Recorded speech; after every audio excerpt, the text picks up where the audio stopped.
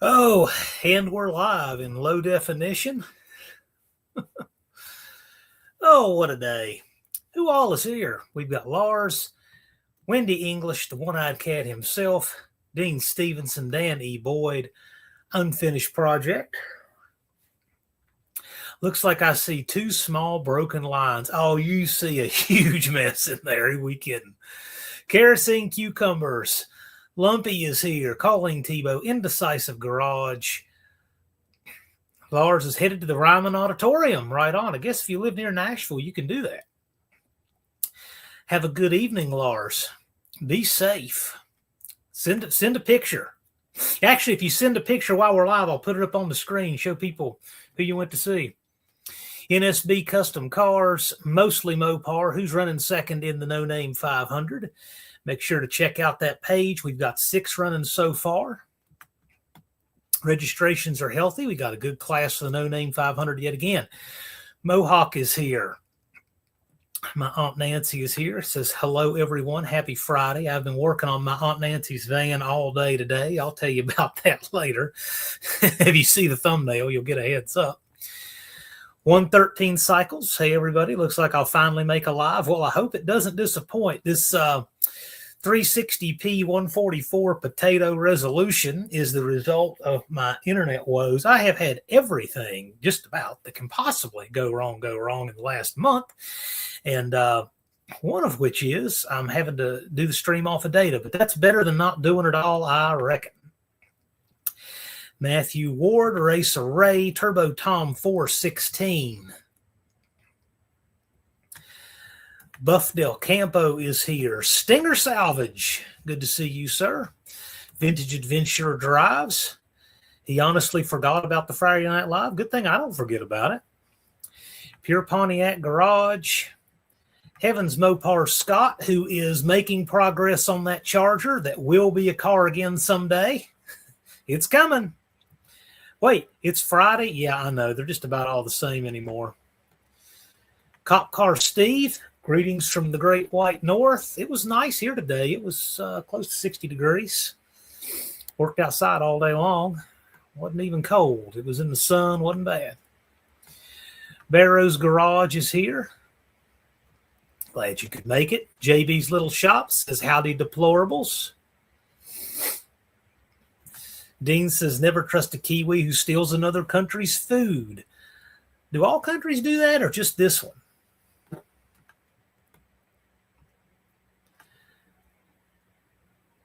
You know, I noticed Blacksburg, which is the next town over from here, has an Ethiopian restaurant. And I've never been in there. And I just can't help but wonder what in the world, how you have, I mean, a country famous for starving people.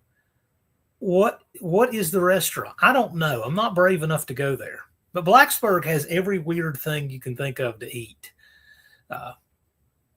It's just the way they are. Thumper says the computer said it was 52 today. Well, yeah, it was probably a little warmer than that here. Probably got to about 54, 56, somewhere like that. Oh, Cop Car Steve says, I went to an Ethiopian restaurant once, and all I can say is hopefully you like Striggy Goat. Nope, I'm out. I was out before I went. Avoid the mountain oysters. Ooh, yeah, well, I don't know if they do those there. They may.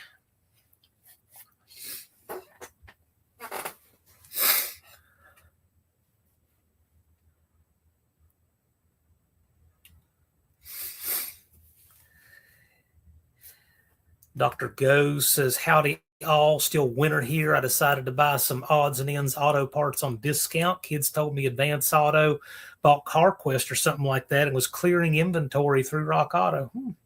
Advance bought CarQuest a long time ago. I don't know how many years ago it was, but it was quite a while ago. I wonder if Sally Struthers is the greeter at that restaurant. I doubt it seriously. JB said 65 today, 70 tomorrow. Yeah, it's supposed to get that warm here, within a week or so. Actually, I could look at the weather. We talk about the weather too much. We just must be old people. Yeah, by next Friday and Saturday, it's showing Thursday 68, Friday 72, Saturday 73, Sunday 69.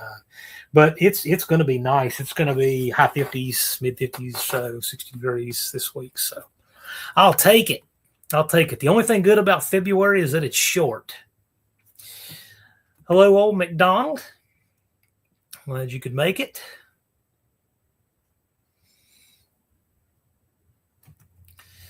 Thumper says Ethiopian is kind of like Somali food, bananas and rice, stray cats, dogs, slow cricket. Yeah, it sounds about right. Somalia is a train wreck. I don't know if Ethiopia is much better. Saw some video. It was on Anton Daniels' YouTube channel, and he was showing one video with a critique by another creator, and then he opined on both of them, which I thought was really interesting. There was a guy just singing the virtues about how beautiful Somalia was, and he's standing on a beach with all these just bombed out, falling down buildings behind him. He's talking about how beautiful it is, and there's a beach, but there's nothing else. And then this guy reviews it, and he says Somalia only looks good from 1,000 feet in the air. They have beaches, and the rest is just destroyed. And then he goes on to give the unflattering stats of Somalia, which you can imagine. And yeah, I don't know. I think we're very fortunate to live in this country. It's a wonderful country. We got all kinds of good opportunities and good food and everything. And I'm just not real curious about the food of Somalia or Ethiopia. JB's finally back on the Blazer. Everyone cross your fingers. Hope it runs right. Yeah, I got a mess with the van. Colleen likes Anton Days. He's okay. I don't know that his commentary is necessarily that insightful, but he's got a lot of interesting stuff there. So it's pretty cool. I'll give him that. He does have a good success story. Yeah, 2013. I knew it was a long time ago. It was 13 years ago. So, and you can still get CarQuest brand stuff. I know my friend Billy works for Advance, and he says they're phasing out of Fram filters and stuff like that. 6 minutes of ads, really? Oh my! Yeah, they don't show on this end, but insightful makes a difference. I like that. I like that, Thumper. Big Mike's in the house. Mean Street Mopar. I don't know if I said hi. But the van. The old Vans is what a day. I'm backing the van up the driveway a few days ago, and it just had no power at all. It was running fine. And then I go to back it in the driveway, foot to the floor. It wouldn't even back all the way up in the driveway. I'm like, what in the world? So I got the diagnosing on it today. I noticed it's always run really rich. It's always needed a carburetor rebuild. I decided to do that and had to stop because the float is bad. And then I go to look on YouTube, and they said, oh, yes, with those particular models of carbs, the Holly 2280, we always change the float because they give us so much trouble. And you can see why. It hangs up bad.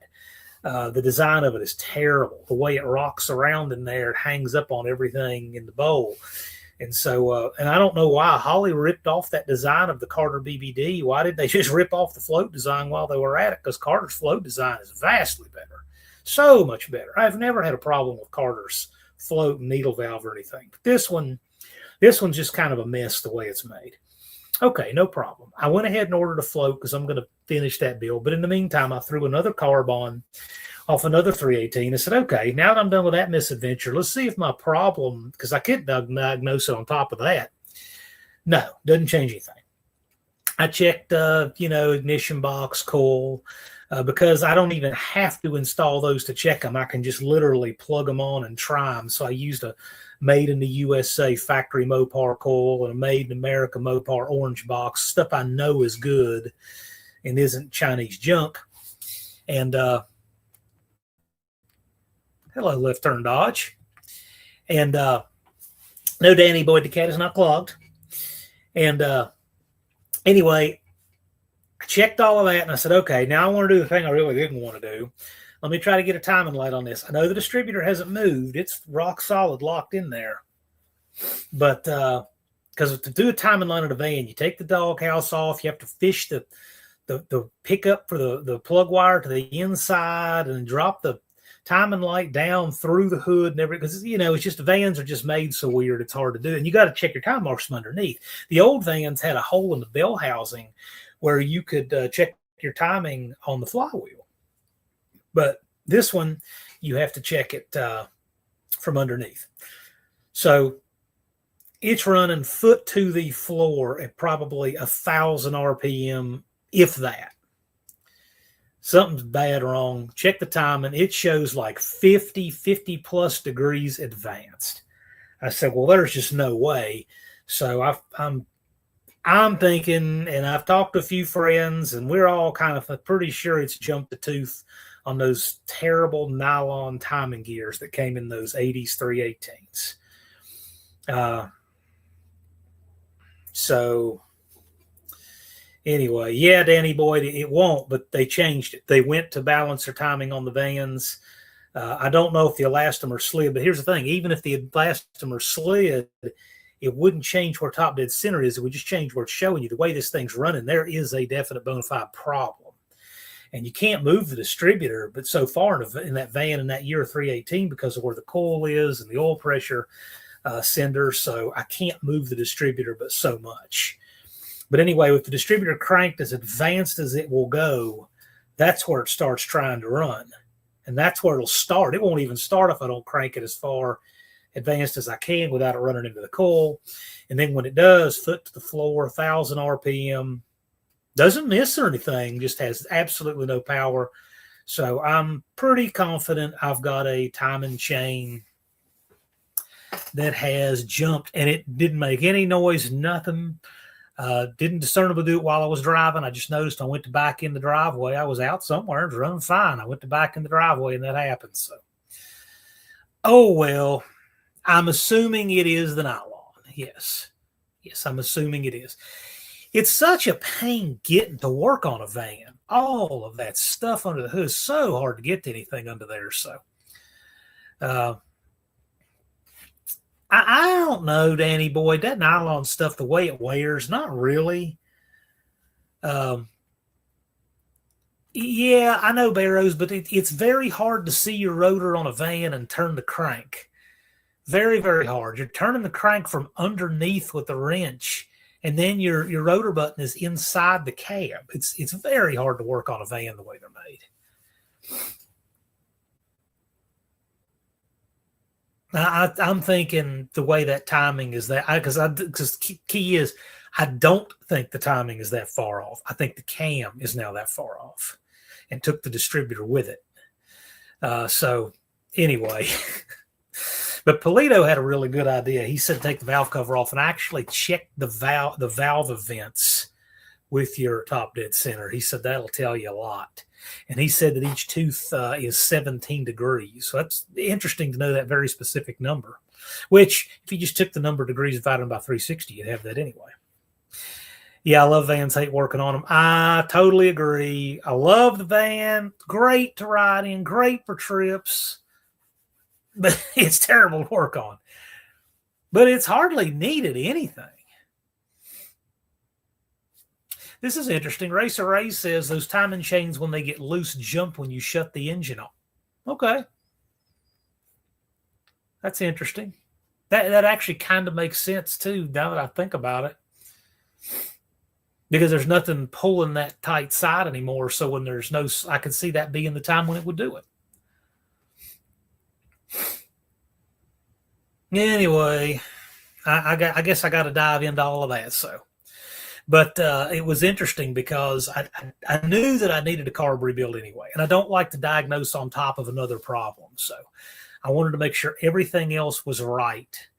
And with everything else right, pretty sure that's what it is. You know, another thing it's really terrible about working on a van, and I noticed this, you know, and there's no good way to pressure wash the engine in one because it's in the van. There is no good way to clean that engine. So, I don't know. I mean, gosh, I hate to not just pressure wash a thing before I start taking stuff apart. But I guess I got to do what I got to do. So, I was watching a video 318 Will Run did on his 77. He took the radiator out to start with. A 77 van up to 80, I believe. No, up to 78 is 2 inches shorter in the nose than a 79 and up. 79 and up, it's hard to notice unless you're really looking, but they actually lengthen the nose on the van 2 inches. And what it allowed them to do is the master cylinder in the older van, 78 and down, is sideways, and it has a 90-degree swivel on it. In these, it uses the modern aluminum Mopar screw-on reservoir master cylinder faced forwards, which is nice. And to get back those couple of inches to work is nice too. Doesn't change visibility, and you can't see the hood in either one of them. But anyway, fun for me, right? So if I dive in and do that chain, we got some nice weather coming up next week, or at the end of the week here. So if I dive in and do it, I'm sure y'all get some video from that.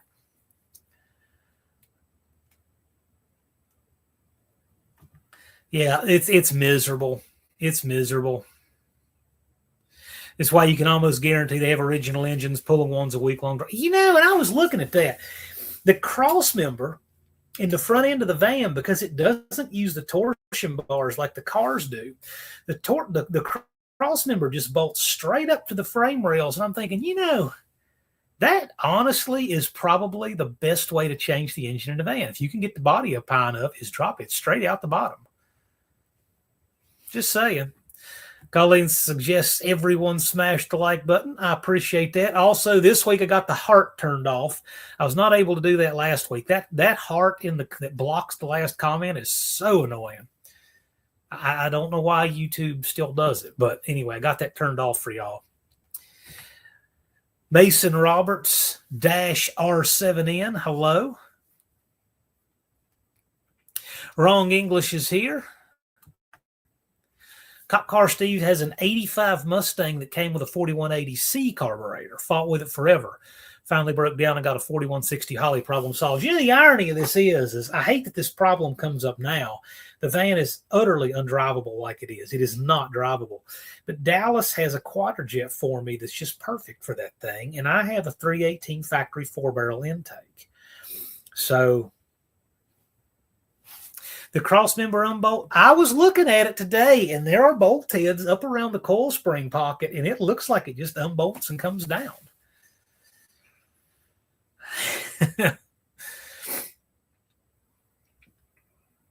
Which, how much headache do you want? I mean, there's a lot of headache in there. And I'm just here by myself. I have no help.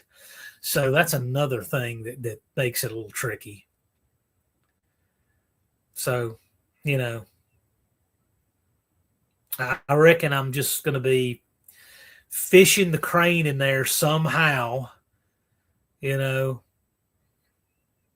I've never actually pulled the engine out of a full-size van before. So if I did it that way, that's how I'd do it. But I reckon for this one, even though it would be better just to take it out at this point, I'll probably just dive in and do the chain and try to clean it all up while I'm in there. All of that good stuff. Wrong English has his beer drinking socks on, Colleen. I don't have any beer drinking socks. I don't drink beer. Racer Races, if you look back, I have a video on me doing that, pulling the engine out of a Dodge van. I don't recommend exactly the way I did it. Okay, yeah, I'd like to see that. Really, really what I'd love to do is do a 318 stroker for this van. That, to me, would be ideal. But Anyway, I need to be able to drive it. So, yes, you are correct, Evans Mopars. Yeah, well, sort of. I'm driving the Jeep, driving the old man's Jeep today. So I can get out and about, but yeah. So I'll probably ride the Jeep for a little bit. But yeah, I'll tell you what, when it rains, it pours. The CRV, I took it to show a property a couple days ago, and I didn't know if I'd get back. And I suspect it could be the pump is not making enough pressure to keep things applied anymore. I just suspect the way that when you shut it off, fire it up, I just kind of think that's what it is. That it may not have enough pressure. And it seems to be temperature dependent a little bit too. So I'm kind of leaning toward that. So the question is not which I do. The question is which I do first. Which do you want me to do first? You want me to get a transmission and put in the CRV, or do you want me to do the timing chain in the van? Which would you recommend? Could do either one. Stinger Salvage drives his Fords every day. Yeah.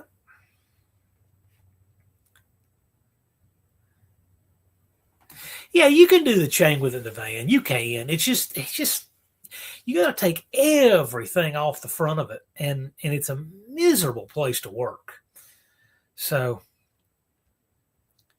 I don't know. We'll see. It's a job I've not done in the van before. I've done it in cars, trucks, but it's a whole different deal working under there.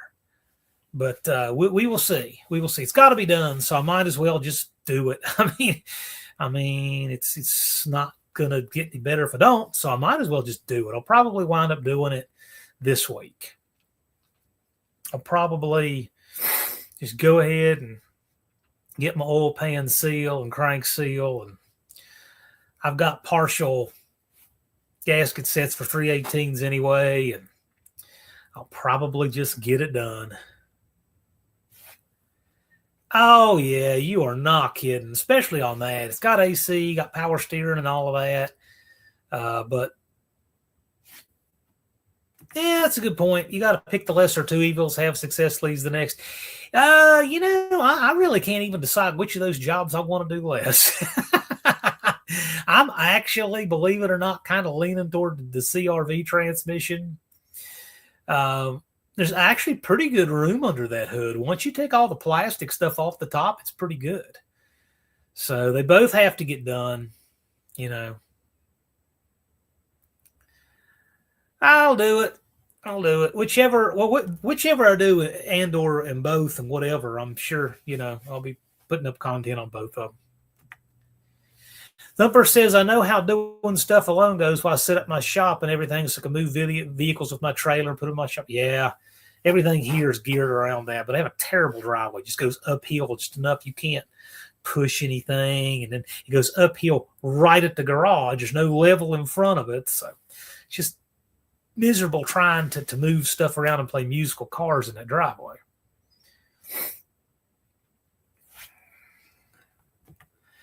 Barrow says Ford spread bore is smaller than the Quadrajet and junk at that. Yeah, Dallas is Captain Quadrajet. So he's building me a Quadrajet. It's off of a Mopar. Should be ideal. And I have a great intake. I have a 318 factory 4-barrel intake from a police car. And it was actually the very first speed part I ever bought. Would have been probably in 1993. Could have been 94. 93 or 94. And I bought it off a dirt track racer, and he said he's won some races with it, and it's cool. Still 318 factory 4-barrel intake, but what I really like is that the ports line up right. A lot of your aftermarket ones, like the Edelbrocks, at least the universal 318, 340, 360 intakes don't. They have that big step, and then that's bad flow against the heads because the port is, I believe it's 2.27 inches high on a 340, 360 port, and then it's 2.08 on a 273, 318 port. So it creates a step in there. I like that this one doesn't have that. Plus, this other one's had some mods that I did. I think it's a little better. Paint isn't even all that bad. I'll probably just clean that thing up and stick it right on there. Put the Quadrajet on it. I'll have a ported vacuum again. There's no ported vacuum on these late model Holley 2280, 6280s to run the vacuum advance. So it's just a mess. Well, there is, but it runs through a bunch of switches and temperature switches and vacuum switches, and of course, all that hard line just breaks up. So I will be so glad to clean all of that up on this engine. It desperately needs it. That alone is going to make it much better to work on. Cop Car Steve had an 87 Diplomat with a 318 4-barrel. Had that goofy lean burn. Oh, yeah, lean burn. Gone. That stuff's awful. This van does not have it. It doesn't. It actually has a traditional distributor, vacuum advance, has mechanical advance weights. I hate the lean burn. That was just a terrible idea. Should never have come up with that. And I'm telling you this story, secondhand. My shop teacher, when I was at New River, and I don't have any reason to believe it's not true, but I'm just going to try to do justice to how he told us. He said that, I think it was in New Jersey, there was a police department that had these Diplomat and I don't know. So they had M-body police cars, so it would be Diplomat or whatever else they made them out of. But they had the lean burn, and they had these big speaker cables. The cops can turn the speaker on so they can use that when they pull someone over or whatever. The speaker cable ran over top of the lean burn computer that was in the air filter. And when they would cue up that mic, the magnetic field on it would cause the thing to jump over as far advanced as it possibly could. And it was blowing up engines in them when they would cue the speaker. I thought that was interesting. Left Turn Dodge bought a 318 4-barrel intake about 93, came out of a van. This one did not come out of a van, I'm pretty sure. I don't know if the van's ever had them. I don't think they ever did, but this one's going in a van. I had it on my first car, and it ran great. RF interference. Yeah, you guys who are techier than I can probably tell me a little better. Lean burn sucks. Yes, it does. Although, if you want a locked out distributor, those are fine for that.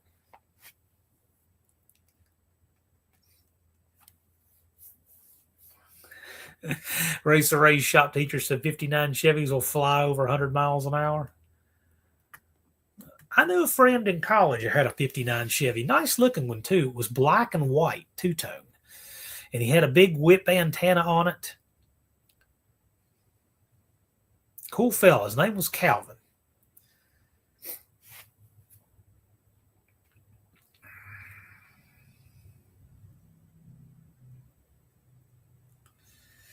So, anyway, that's big job I've got coming up.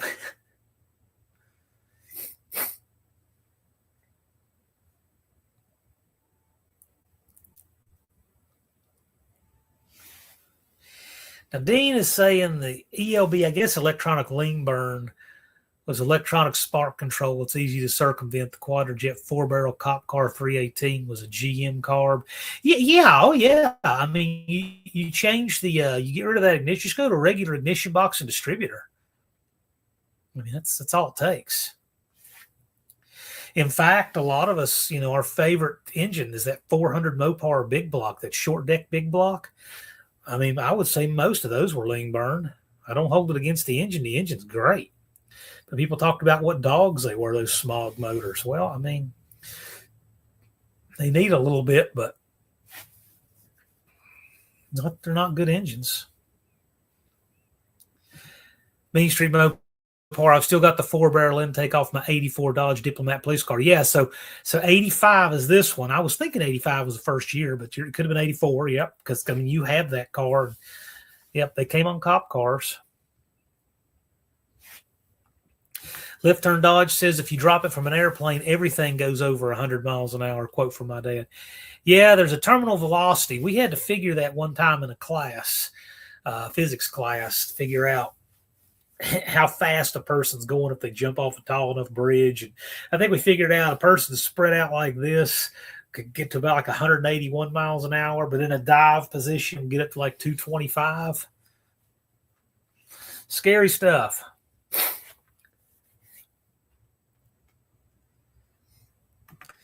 Cop Car Steve, wasn't lean burn designed to meet cafe standards for emissions? Yeah, it was made for emission standards, but it was a terrible system. It was a terrible system. I like a regular factory Mopar, just an electronic distributor, 72 up, that has the weight slot shortened in it a little bit, and lighter springs, so that advance will come out quick, and it has a nice curve in it that way. About 10 to 15 degrees before top dead center. Advance initials just about right. About right. That's all you need. I have a distributor right here for that van. It's got a good one in it. I mean, I don't need to change it or anything.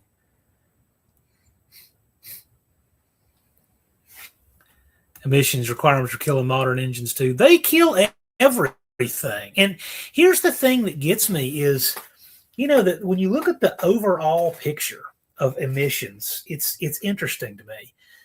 There's so much politics, and I'm not talking about, policy politics. I'm just talking about, all the paper shuffling and crazy ideas that go into it that I don't think we're really solving anything. Like, for example, when people have to just continuously recycle stuff, when people have to recycle stuff all the time, and so much of it's unusable and so much more footprint to manufacture stuff and new parts not lasting a long time, that is significantly more emissions in the production process than anything these old vehicles are emitting. Dust Devil Brian is here, and ironically,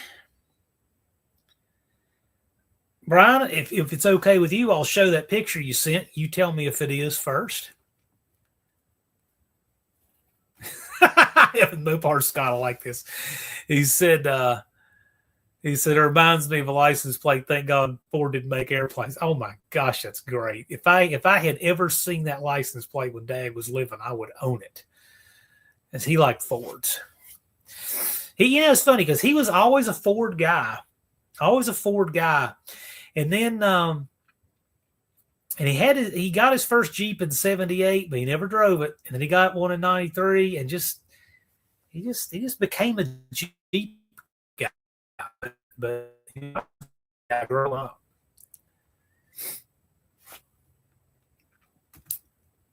Cat's not plugged. The catalytic converter is actually pretty easy to check. You can put a vacuum gauge on the engine, and if it's clogged, you'll just watch that thing drop because it's keeping air from coming in. Cat's fine. With today's computers and sensors, any car can pass an emission test. This is true. Dust Devil says early emission laws help, but like every other government organization, they took everything too far to keep being relevant. Yeah, it's called the decadent phase. So they keep trying to do things to stay relevant once they've solved all the problems, and then it just becomes a complete nuisance. And we see this with everything. We see this with social issues, and we see this, with this, right? So to me, I mean, good hot ignitions,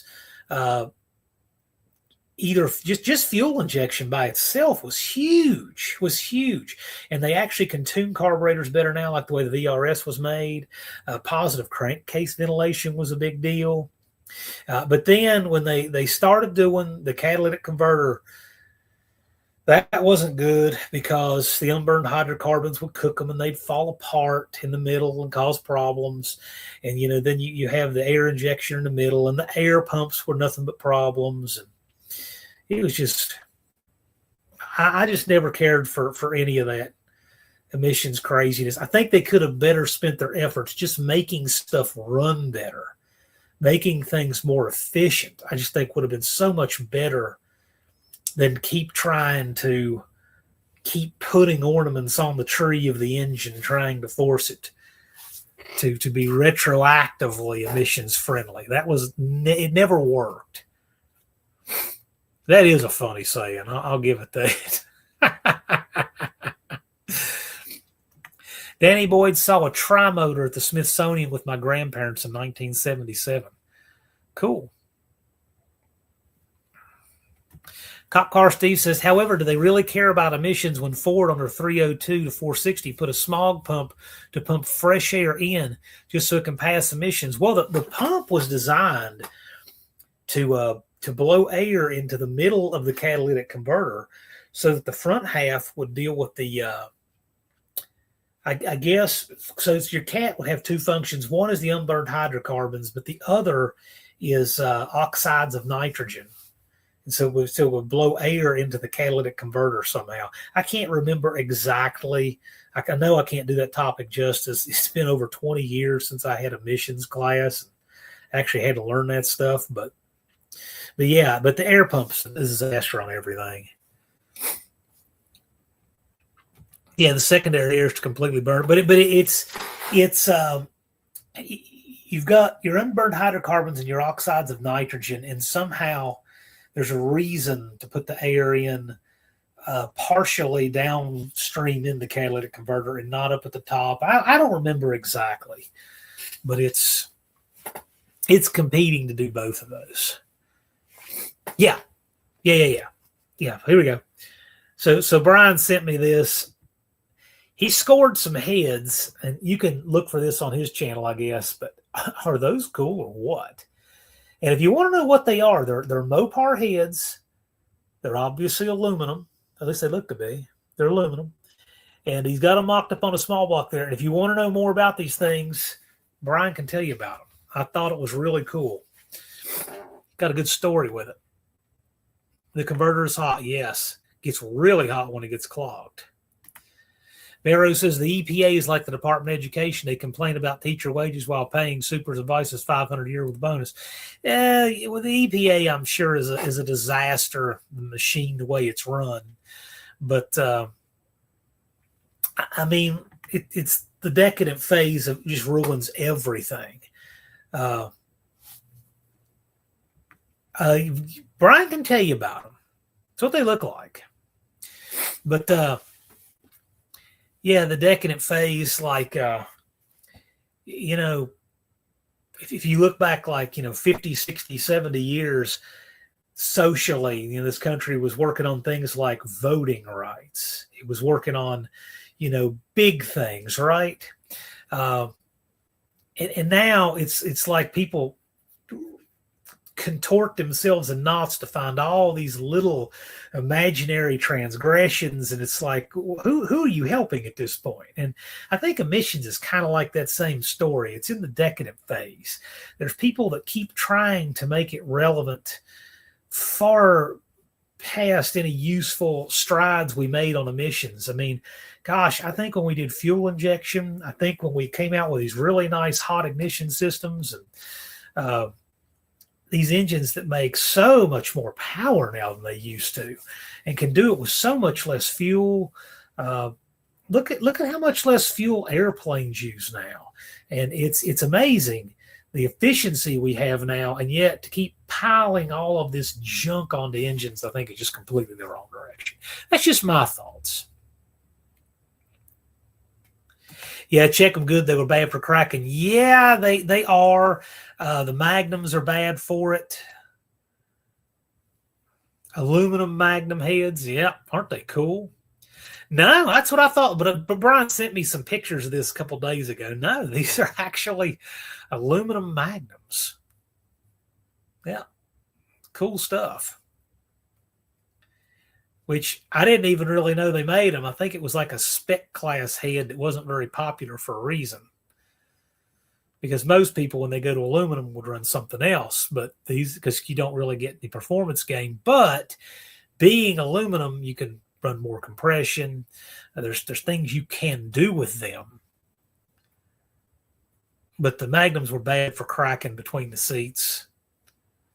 They are cool heads. Yeah, they are. I agree. I thought that was neat. Yeah. I like them. But how many of these Magnum engines have cracks in the heads and people are running around with them right now? Yeah, they're new heads, so they're not going to have any cracks. They will. They will.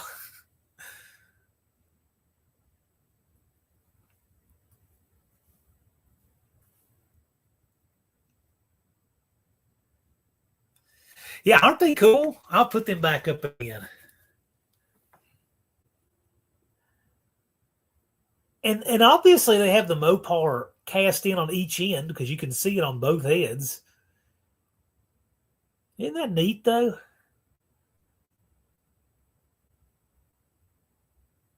Yeah, I like that. I like that. Of course, he sends me this picture to remind me of how much of a pain it's going to be to do my timing chain.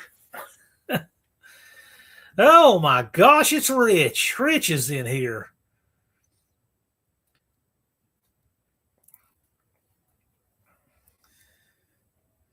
Why do they crack? I'm not sure. I guess just heat, and they don't have as much meat between the valve seats because they run bigger valves.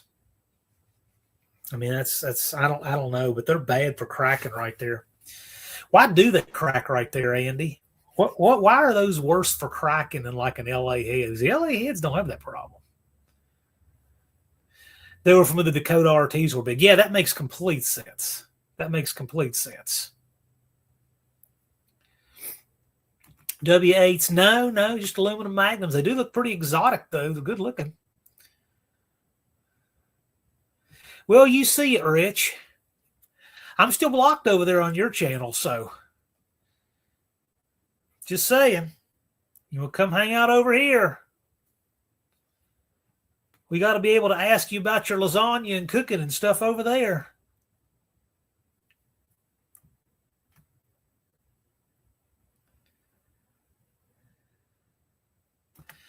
Barrow says, I blame Mopar and Cummins for the price of diesel in the USA. Oh, yeah, Dodge sold a bunch of them. Yes, they did. Tim72 Demon. Seb made it. Tim is running fifth in the No Name 500. He's got just over 80 subs.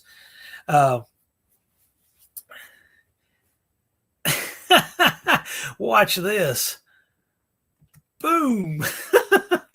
Tim's running fifth in the No Name 500. I believe he's got 81, 82 subs. And he is making content, making it happen. You got 208 days, 3 hours, and 17 minutes, Tim. So you've got plenty of time. You got plenty of time. I'd like to have a content creator workshop here in the next week or so. What do you guys think about not this Sunday, but maybe next Sunday? What do you think about that? Because I wanted to wait until we had a pretty good field in the No Name 500. Usually about March is when we start doing that. So maybe something like that. Dust Devil Brian says the Magnum intake pattern that's going to get fixed when I send them to get the port work done. Okay. Okay. Well, it works. Are you going to have it port matched to your intake? When was the last time anyone saw a V8 powered original Dakota on the street or even the convertible? There is one of those that runs around in this town. It's a Shelby Dakota. It was kind of a special thing. They for whatever reason don't bring any money. Those things they don't have good resale value. People just don't buy them. I don't know why. I think they're cool. I have seen a handful of factory 318 Dakotas out there. And yes, I saw Dougster made 500 subs. He doesn't register as a participant, but that's got an asterisk by it right now. I need to talk with him. So we will see. Yes, we need to do that. And like I said, maybe not this Sunday, but next might be a good time to do that. So, yeah, we'll talk about that. Colleen puts up the link for Tim72 Demon. You can check out his channel, see if he earned your sub. He earned mine. He's got some good No Name Nationals footage he's putting up in bits and pieces. So there's time. There's plenty of time, man. Thumper had a 4.7 Dakota Sport. Yeah, the 4.7 is great if you got to really stay on top of taking care of it. You can't let it get hot. Can't let it get low on oil. Those things aren't tough like 318s and 360s. They are not. They're not tough like a 225 slant 6. You got a prom queen baby, those things. You want to keep them running. But they make a lot of power for what they are. Dust Devil Brian says, I see V8 Dakotas all the time around here. I've owned 4 myself. I plan on getting another one someday. I think they're cool. I like them. To me, that just seems like the natural engine for that thing.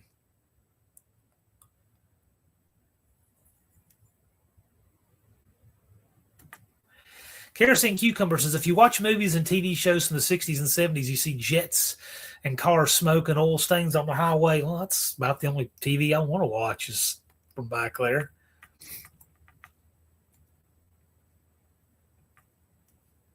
Dakota is here. Howdy. Well, we'll shoot for something. Usually we do it like Sunday at 5 o'clock. Is usually when we've done those. I try to have a guest on because, I mean, I know a little bit of stuff that'll help, but I mean, I try to find a guest that knows better than I do. Bring y'all something of value. Yeah, we can help you. We can definitely help you. Big block powered shop truck. Big block powered anything.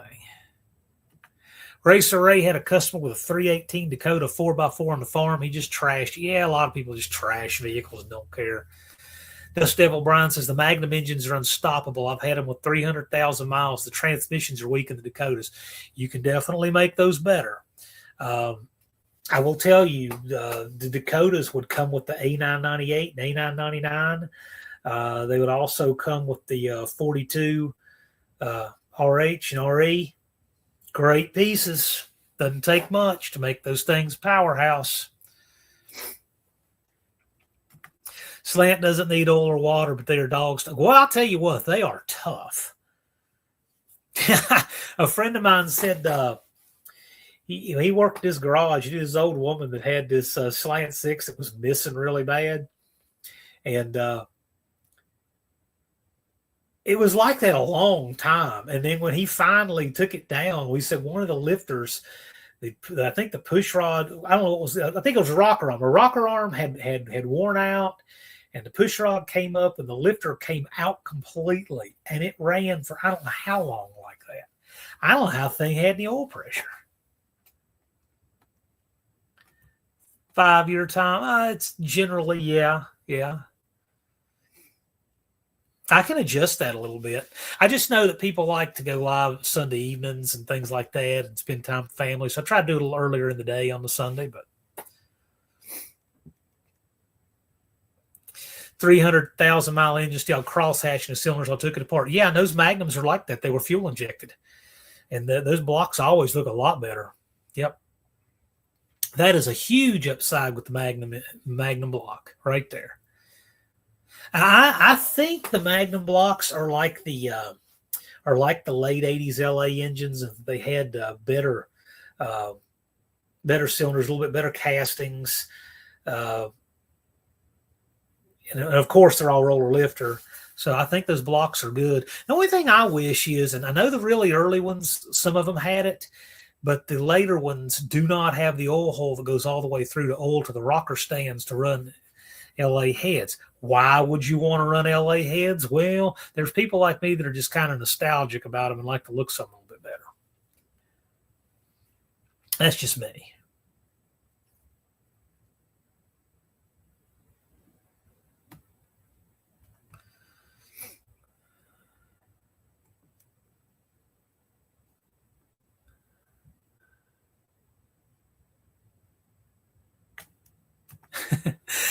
Left turn dodge.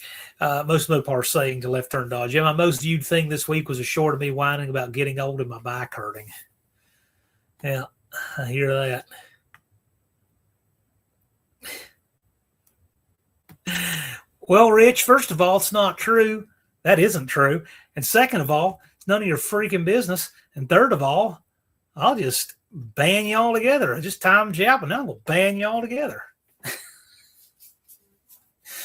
Oh, you're such a turd. Do that sulking on your channel. Dust Devil Garage says, I think it's the fuel injection, the fact that all of them were in front of overdrive transmissions. They rarely turned over 2,500. Well, that's true too. They did have a lot of options for that. But I think fuel injection is the big one. It didn't get the cylinder so washed down. It was just much better managed.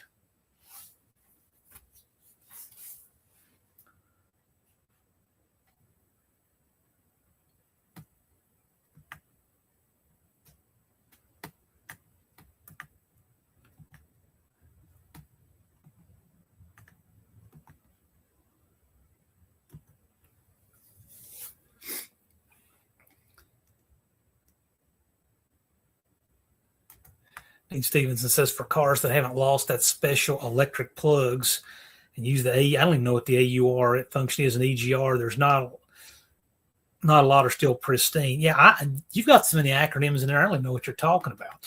Dust Devil Garage says, I think it's the fuel injection. The fact that he's already said that. Yeah, the fuel injection is the big one. It keeps them washing those cylinders down. You can make that a lot better on a carbureted engine, but fuel injection's really got that. They got that market cornered the best. Left Turn Dodge says Magnum oil, the passages were drilled a lot better. They are. That got a lot better as time went on. I got to tell you, I mean, as much as we like our stuff from the late 60s and early 70s and so forth, man, the casting and machining just got so much better as time went on. Let's just admit it, by the 90s, it was worlds better.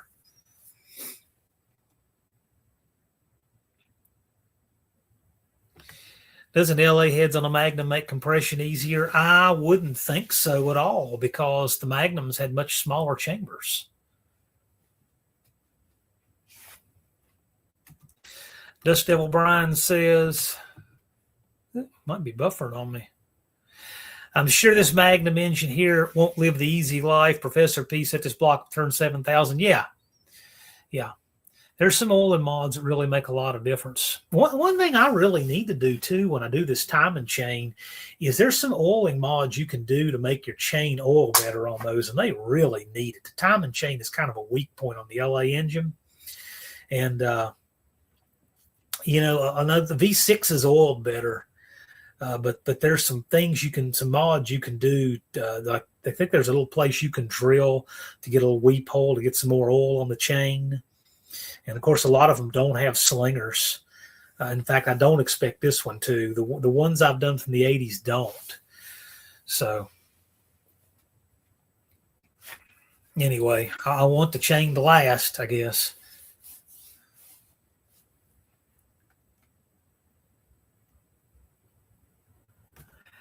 I'm told the rods in the Magnum were the only thing not better than the LA.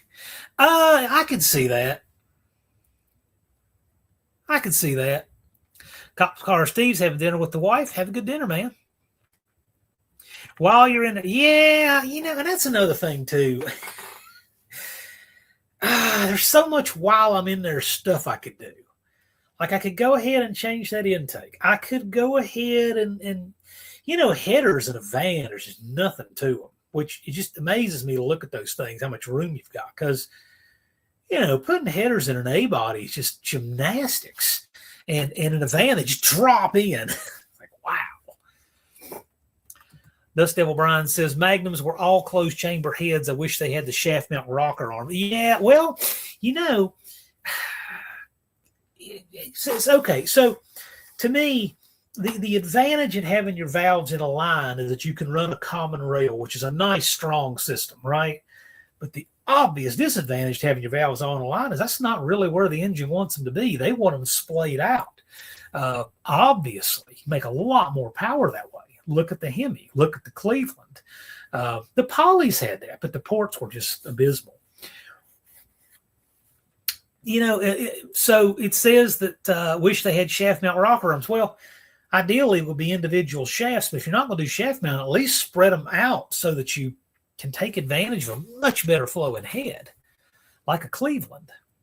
So I kind of, I'm fine with them not being shaft mount, but if they're not going to be shaft mount, at least, relocate the valves a little bit. But yeah, if you're going to run them all in line, why have the worst of both worlds? Why have them all in line and then not have them shaft mount? I agree with Brian. I don't get what the point of that is. Yeah, see, and I'm saying what I'm saying, Bumper. While I'm in there is a dangerous slippery slope. Exactly. There is so much while I'm in there. Because, see, if I'm doing a timing chain, and if I did that intake, I'd be like, the cam is right there. See, I got to not let myself do that. If I'm changing the transmission to CRV, I won't do that. Well, it needs CV axles and struts, but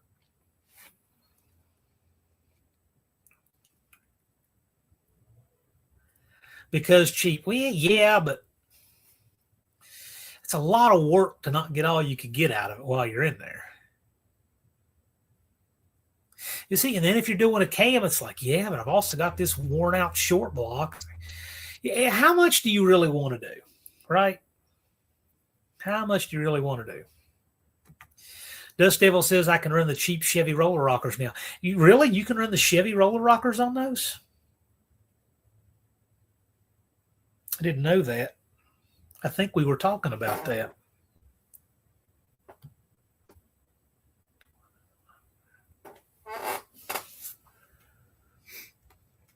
The rabbit hole.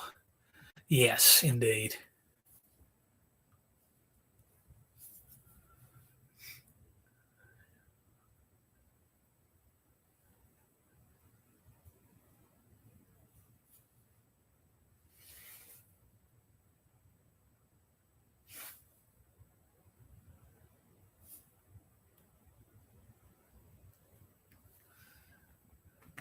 Time just built. Yeah, I know, but I mean, yeah, I agree. I need to be able to drive it. And I got so much else going on. Oh my gosh. I'm still in the middle of doing, all these house projects. It's just a terrible time to not have my van. Terrible. Main Street Mopar is saying, yeah, when I put the 4-barrel timing chain, I should have put in a hotter. Well, see, no way, no 440 swap. It's already hard enough working on those vans. I cringed to think of putting a 440 in one. Got to be just miserable. I've heard that a 440 van is miserable to work on. Evans Mopar Scott says, changing out my rod and freeze plugs led to me rebuilding my 4-speed in the 65 Dart. Yes, and that's how it goes. This can just get way out of hand. I mean, I'll probably do a fuel pump and a water pump while I'm in there because I got to take them off anyway, and I hate to put them back. So I'll probably do that. And obviously, I'll do a new front crank seal, a new timing chain cover seal. The seal at the bottom, obviously. I'll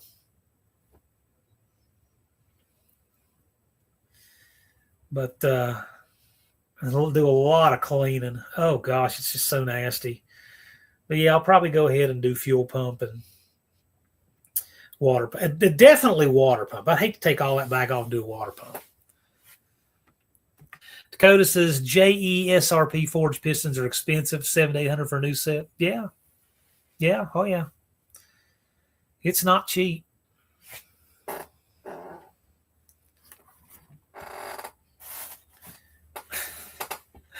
Not cheap.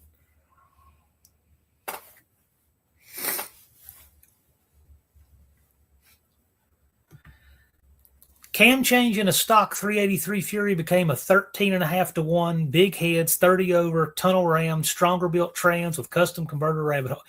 Yes. See, that's what I can't do. What I ultimately want to do with the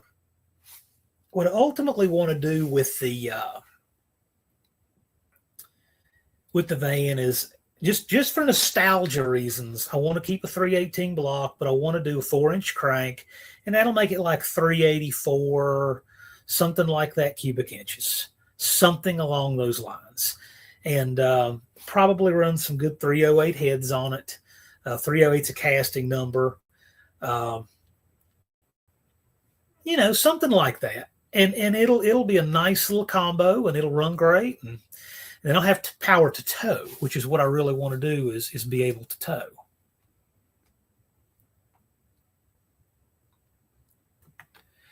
Vero says, I remember doing a timing chain on a mid-80s 305 Chevy Blazer. Get in there and rolled it over by hand. It would get tight and loose. It was from the big cam bore being diagonal, total junk. Oh, yeah. Ryan Barsness says he just finished registering. And I can confirm he did. I always do this just as soon as anyone registers. I go to his link isn't working, but give me just a minute here. I always I keep track of how people's channels grow. There we go. And so he's at 2.66K subs. It's been interesting watching channel growth over the years. So I always note what it is when they register each year. But anyway, yeah, he just registered. And so if you have not yet registered for the No Name Nationals, you can go to nonamenationals.com. Do remember, when you register early, it helps us. I'm committing to this event last year, no matter what, rain or shine. If I have a pulse, we've got an event. And so, when you're committing early, you're just showing solidarity to the cause, committing, because these bills come with it. This is the reason why people are like, oh man, I want to pay this registration forward or carry it over. And I'm like, I really want to, because people know I tend to be generous as much as I can. But man, like, the track rental's the same whether you show up or not. The light plants cost the same whether you show up or not. The portable toilets and hand wash stations cost the same whether you show up or not. All of these expenses, there's a considerable amount of expense that goes into this, a lot. Payroll, all of this stuff is the same whether you show up or not. And so there's very little difference, on game day. So when you register early, you're taking the risk with me. And how big a risk is it? Because you still have spectator tickets.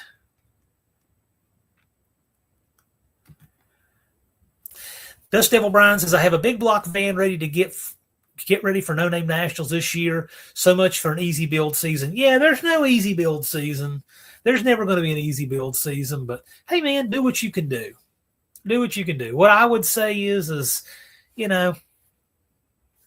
pick a set a goal you know that you can put solid effort and hit, and then if you exceed it, you exceed it. Ready to cannonball to Indy again. I went to the Indy swap meet one time. I wouldn't mind going again, but I cannot possibly do it this year. Michael Schmidt dropping by to contribute. Hey, thank you, man. Thanks for coming by. We appreciate it. Drag Boss Tim had my No Name National shirt on yesterday on the live chat. You know what? I even watched some of that chat with, it Mike? It wasn't Mercer, but it's something close, because there's a Mike Mincer who was the famous bodybuilder, and then there's Mike Mincer, the famous bodybuilder. Mike Mercer worked for Mickey Thompson Tires. I actually have video of him I need to get edited and put up. Mounting some Top Sportsman tires in the pits at Bristol. It's kind of a neat video. He worked for Mickey Thompson, and that's what he did. Sold tires. He would mount them right there. I thought that was neat. But anyway, it's Mark. I knew it was close. I knew it was real close. So I watched some of that. It was on shocks and suspension setup. If you haven't checked it out, you might want to. Drag Boss Tim's got some great guests on there, and it's good stuff. Really good stuff. But he was wearing the national shirt. I didn't even notice. I can't believe I didn't notice. That would jump right out to me. 450 is plenty for a cruiser. Absolutely, I agree.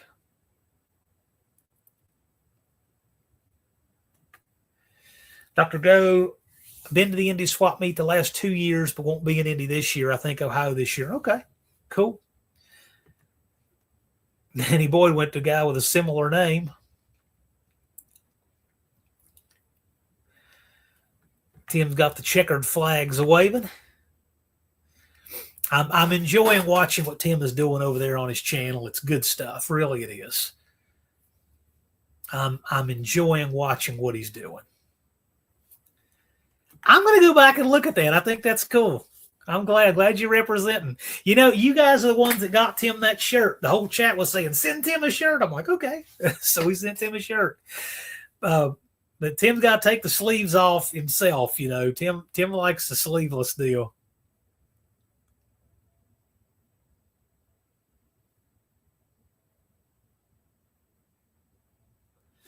SSR Performance, I made it on this lovely Friday. Hey, glad you're here.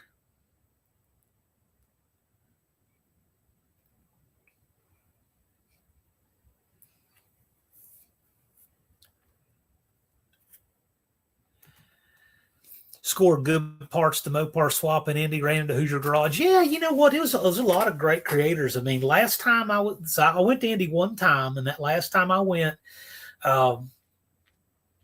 from the YouTube community, I saw Hoosier Garage there.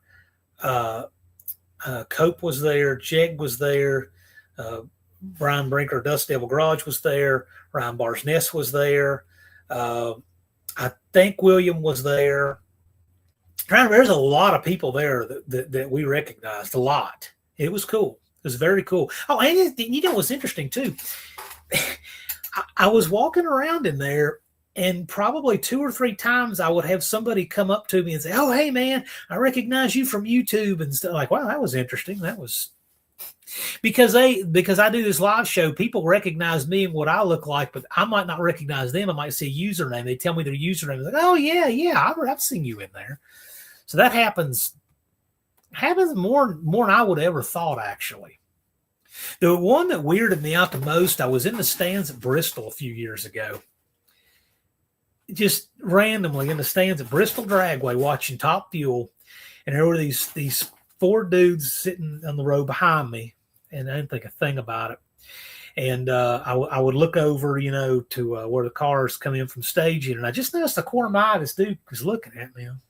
And finally, after a couple of times, I'm like, "Hey, how you doing, man?" And he said, "Are you John Wilburn?" I'm like, "Maybe." But he recognized me from YouTube. I thought that was kind of wild. It's just how random is that? I don't know where these people were from, but they were behind me in the stands at Bristol.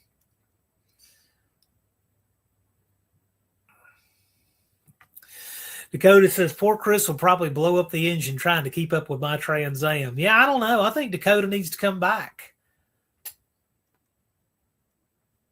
Main Street going to Indy. Yeah, I wish I could. I just got way too much stuff here. Just too much stuff. How is Jethro? Jethro is great. Jethro is great. I actually tried to see if he would let me come in here and just take a nap, and he is. He's not bothered me at all. I'm surprised. Now that I said his name, he may perk up and start grumbling, but usually I repatriate him during the live stream, but no, he's just been napping today. Slept in this morning too. I went out, ran all my errands this morning, went to O'Reilly, ran a bunch of places, grocery shop and everything, came back in about 9:30 or 10 a.m. He's still just sleeping away. Dakota needs to return. I would agree. Yes, he does. Dakota says, "I have people do me like that because I owe them a large amount of money." I don't know this guy any money. It was interesting. I mean, whatever. Barrows says, "Putting on an event like No Name Nationals is not easy financially, legally, or mentally." Oh, you are not kidding. So much goes into that thing. You people, oh my gosh. I probably would write a book one day. It's very interesting. There is so much that goes into this. It's so much that goes into this. So much that goes into this. And the event is busy, but it's administrative busy. All of the stuff that goes into making it happen happens before. And this last year was just crazy with my knee like it was. And, of course, I re-injured the knee last month, of course, and that really – and it's now gotten a lot better. Actually, I drove Dad's Jeep today, and that's the first time I've driven a manual transmission since I hurt this knee, and I could do it. I mean, it was okay, but I couldn't have done it 2 weeks ago. 2 weeks ago, I couldn't bend this knee enough to do it. But it wasn't bad today.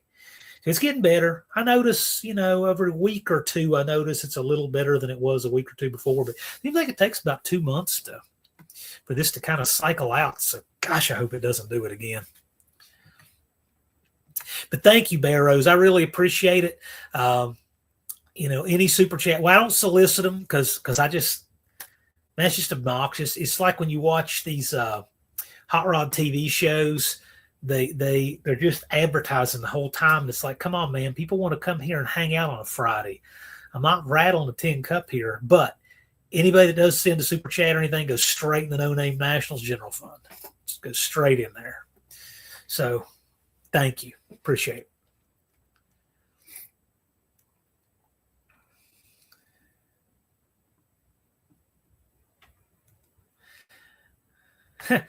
Cutter Down Garage, hello. I see Dean says BRG, haven't seen you before. That's BRG to the first power. Is BRG to the second power Busted Radio Garage, maybe?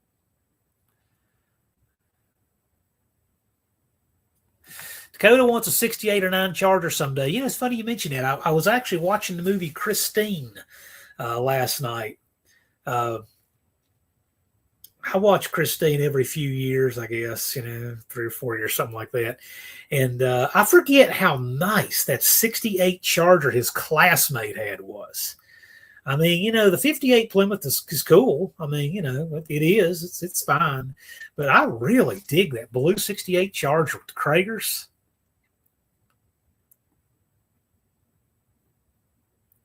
I'm kind of surprised they did that because you would think you wouldn't want to upstage your hero car, but they had that. And then there was that 67 Camaro that got destroyed.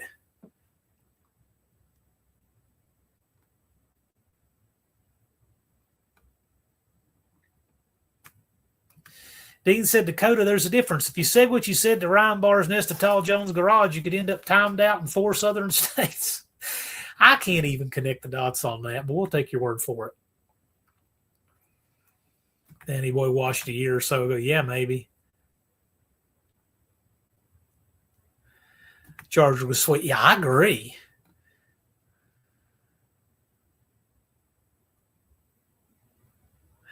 Dakota says David Allen Coe had a song called I'll Have a Harley Someday, but for me it's I'll Have a Charger Someday. You will. You will. I think back, gosh, Dakota, when I was a teenager, the deals on Chargers. See, back then, Chargers, they weren't any more expensive than just any other B-body. I mean, those just took off. Those took off. And I remember thinking at the time it was an incredible deal. Well, Travis Bell bought the General Lee 1. He bought it as a disaster of a shell for $400 from this people's junkie back lot in Georgia.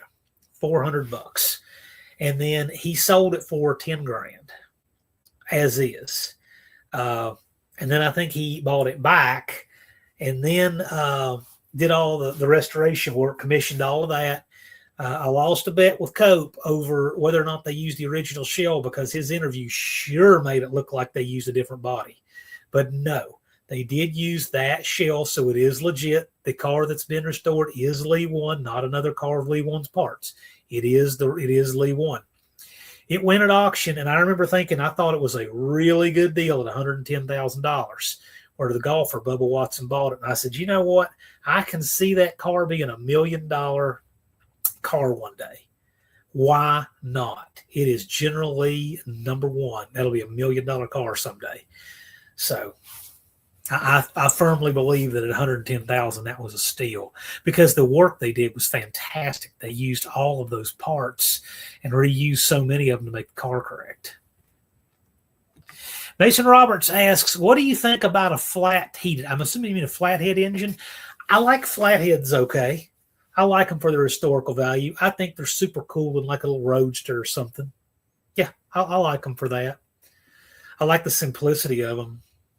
I have my dad's Jeep. His, oh, wow, Drag Boss got a super chat. We'll address that here in a minute. My dad's Jeep's got a Hurricane 134 in it. Not the white Jeep, but the military Jeep.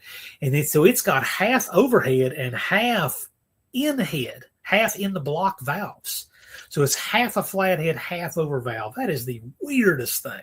I think the exhaust valves, yes, exhaust valves are all in the block and the intakes are all in the head. Why in the world they did that, I have no idea. Okay, Drag Boss Super Chat. Let's see what this is. You add the penny, $50 for a winner and 50 runner-up from Drag Boss Garage. Outstanding. Drag Boss, I'm going to get with you and find out what you want us to put this in, whether it's bracket, whether it's beginner bracket, the 3-pedal party. We got some different classes running. I'll get with you on that. But thanks a bunch, man. I'm going to save that. Miss Colleen, the secretary, if you're listening, if you can shoot me that just so I will keep that on the desk of my mind. Not that I'll forget that, but I really appreciate that. Thank you much, Tim. So we're gonna do that, and we'll get with Drag Boss Tim, find out which class he wants us put on, and then we will advertise it as such. So thank you much. I appreciate that. Very kind of you.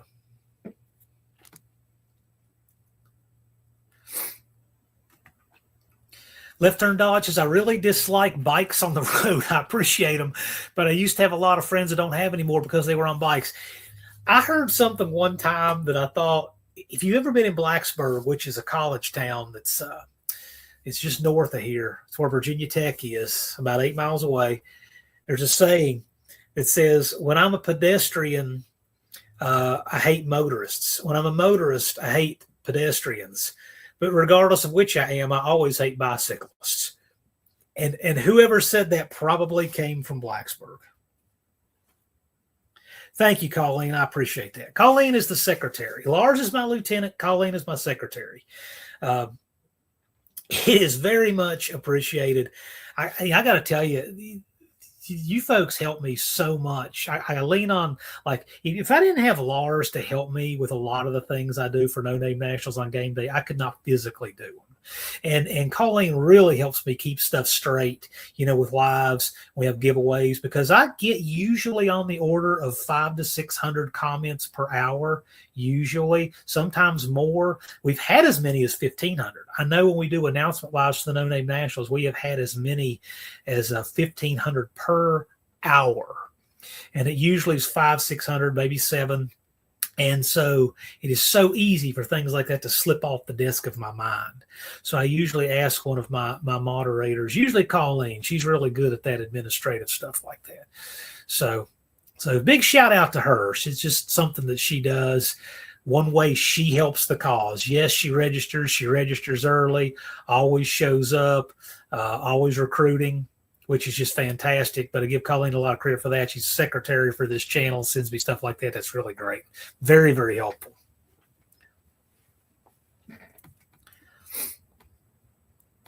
Yeah, there's so many shout outs. I try to think as many people as I can. Dougster does the slow race at the No Name Nationals. Finally got added to the program last year. We moved it to the track, amplified sound. Dougster is the MC for the event, and if you've not seen it, you need to. It's typically Saturday evening after dinner, the slow bike race, and it's something you need to see. And Dougster is the announcer for it. So there's a lot of people who play parts in this that you see them in the chat, but you might not realize what all they do for the community and our event. What do you think about a flathead V12? Cool. I think it's cool. I've certainly never worked on anything like that. I know my dad, his first car was a 39 Ford, and he had the, I think it was the 60 or the 85 horsepower flathead V8 in it, and he put 110 horsepower Mercury flathead V8 in it. And I have always wanted to see a picture of that car. I've never seen a picture of it. I mean, he told me about it. His father's told me about it. My dad's brothers told me about it. I mean, I certainly believe it exists. And it existed. It did at one time, but I've never seen a picture of it. It was a 39 Ford. It was blue. I think it had red wheels. Love to see a picture of that car.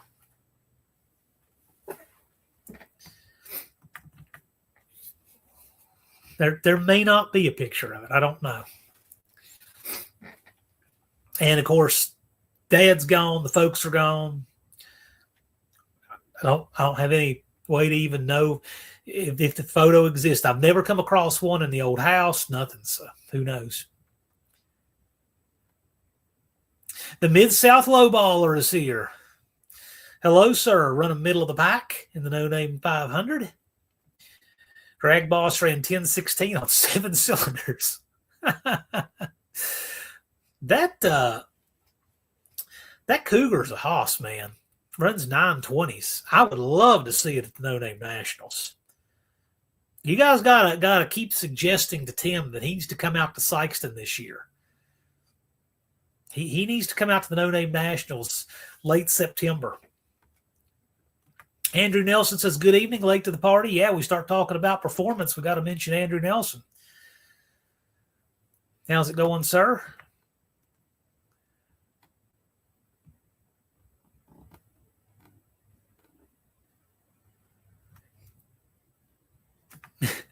Drag boss, you need to pull off 6 plug wires for Bigfoot to have a chance. That Carl move. Dizzy asks, will a 42 RLE fit a 360? A 42 RE will. When you say RLE, you're not talking about the like the RFE series, are you? I don't think they will.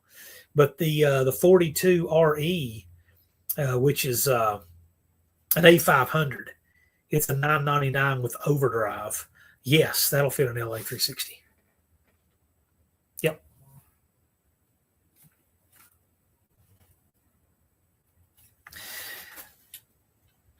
Brian put his valve covers on there. Thought I'd share since he's declassified this. Look at that nice exhaust side those heads have. Man, you could make a great screamer with those things. Look at that. I gotta say, that's a lot of promise right there. Left turn dodge is a big part of being smart is knowing your limitations and finding somebody to pick it up for you. I gotta tell you, there's a lot of talent in this community, and there are some people that have these niches and they're so good at it.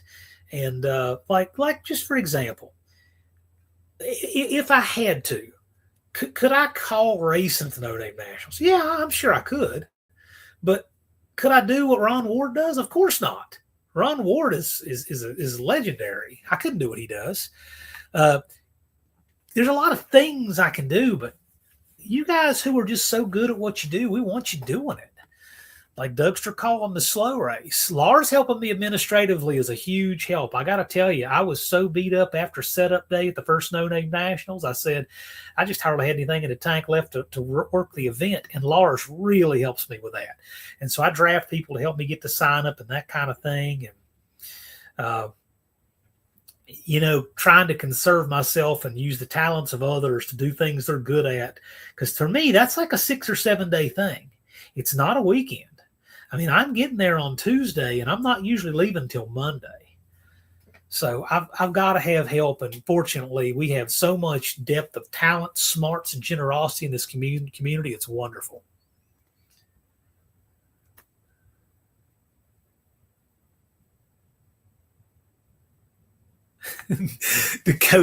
He's throwing shade on Jack Pine Savage. Dakota, that thing ran. I don't know what you're talking about. That Jack Pine ran, what did it run, 680s? I mean, that's just no slouch. Wendy is back. Andrew Nelson says, we are trying to work out a rod with Molnar. Their products have survived the 4300 torture. Outstanding. If you guys have input on the design, I'm sure it will be wonderful. Colleen puts up the link to No Name 500 Contender, the Mid-South Lowballer.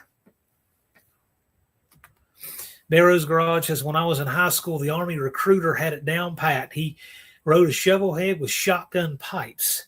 The Navy and Marines didn't stand a chance in their Toyota rent-a-cars. Zeus will have to come. Yeah, bring him. Sure. That'll work. I got to tell you, there's plenty of dogs at No Name Nationals. As long as you pick up after them, everything's great. Jethro came with me last year. Look at this. Oh, Rich, going after me again. Rich is talking about my picture. Well, I'm just flattered. I'll just ban him too. Oh, my. You don't know what you don't know, Rich. You really don't. But anyway. Dizzy says, good rebuilder, 50 bucks is a good deal on that. You know what? I would buy that all day long for 50 bucks. If it's two-wheel drive, that's a good deal. I will say, if you can find one that's before about 94 and earlier, like 89, 90 to 94, right in that range, that has the speedometer pinion, that would be an RH. It's hydraulic. If you have the E, it's electronic, and you need to put a hydraulic valve body in it. Also, unless you're willing to rebuild it with the older output shaft, you will not have a speedometer pinion. So you'll need to do GPS speedometer or whatever. But if you can actually, well, there's a cheaper way to do it. There's a cheater way to do it.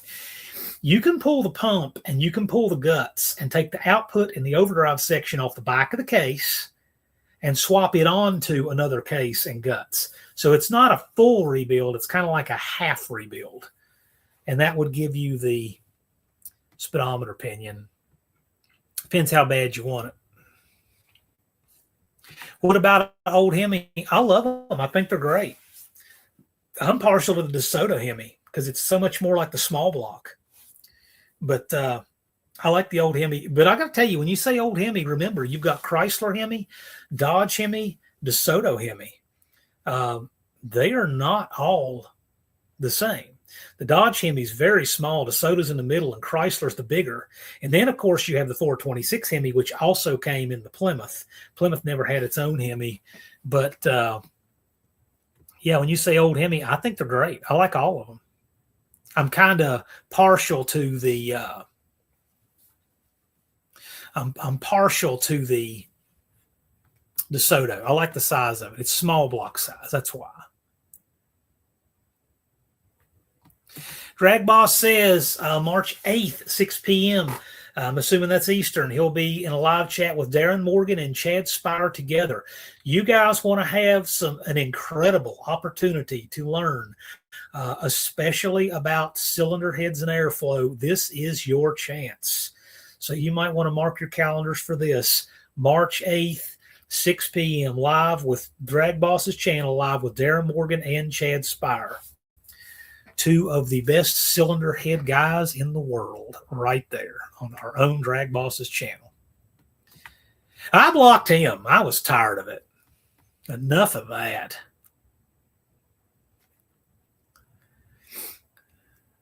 And he got me blocked over there. Then he wants to come in here and do this.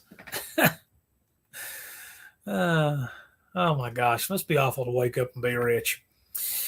Dougster says, I finally got the parts I needed to finish the build on my 727. Got an oil pan stud kit installed today. Yes, good deal. Good idea. Got the rooster comb installed on the valve body. We'll install the valve body tomorrow. Have a filter spacer, deep sump pan. Yes, let me tell you, that studded rail on the transmission is a wonderful idea. I love it. To me, I just want to do all of them that way. But, yeah, it's the way to go. Way to go. I mean, and another thing, too, that I really like about that is, when you take the bolts out, not only are the bolts wearing on that aluminum, you have to deal with the gasket. See, when you got the studs like that, you don't. And the nuts that go up on there stay cleaner, so you're not cleaning all that hardware before you reinstall it. There's a lot of reasons to like having a studded pan rail on a transmission. My 999 is like that. Yes, they do. And a lot of them ran nitromethane in the day, too. Those Hemis did sound good. Yes, they did. Danny Boyd says, I've never been inside an automatic. I love it. I built my first automatic in 2002, and I said, this is for me. I loved it. I loved it. I got into a torque flight, and I just said, this just makes all kinds of sense to me. And I love it. And I built on the order of about 20, I would say.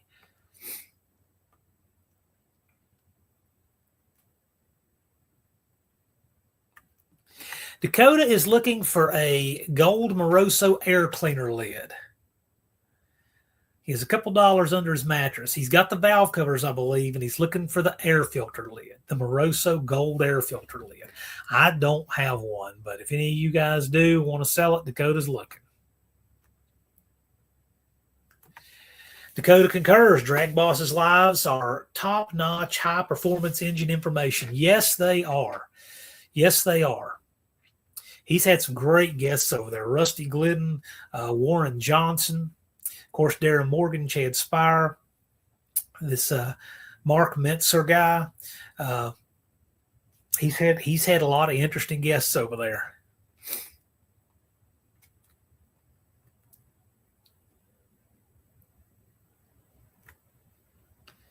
And yes, I believe he did sell the Jack Pine Savage. We'll let him opine on that.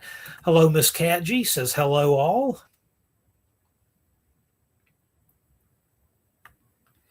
Dougster says, has anyone used the reusable 727 pan gasket? What's your experience with it? I'm not a fan of those things. I have. I think they're great if you have the cast pan. If you have the cast pan, you could run anything. But to me, I don't like them with the stand pan. That's just me. I like cork. But, everybody's experience varies here. I've also never run the cast pan, but I just know if you have a cast pan, I don't know how you possibly have a problem. It'd be like all the LS stuff where it's just got those little thin gaskets with the little ribs on them and everything is cast and bolts together and doesn't leak. It's very, very nice. So Bigfoot Mark did sell the Jack Pine Savage, but he sold it back to Tom, the Jack Pine Savage himself, who built the car with his dad, so it's home. So yes, I guess it went where it needed to go. But Bigfoot Mark was a great caretaker of it, and glad the car is living a great life and being taken care of. Dr. Ghost says, I keep filming that transmission stuff because I'm watching. I have my CRT stud kit and locking dipstick. Got them during the Black Friday sale at CRT. When it gets warm, I need to get busy. Yeah, you need to get busy before it gets warm. Heavens Mopar Scott, I just sold one last week, Dakota. Sold it to Owen Hobbs. Have used gold valve covers and a new and complete chrome set, both small block Mopar. Oh, you just missed it. Don't you like that, Dakota, when you hear how you just missed it? Although you might want to hit up Owen Hobbs. I think he's trying to rat hole some money for that 400 build. He has viewers like me.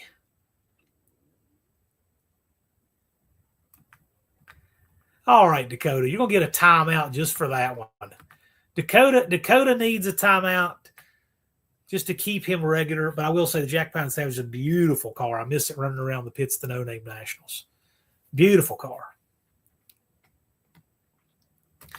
Dougster says, I will eventually upgrade to the cast pan for the 727. I have a Chinesium chrome deep pan currently. I have a chrome Mopar performance pan, and I had good experience with it, but they can leak. Those chrome pans can leak.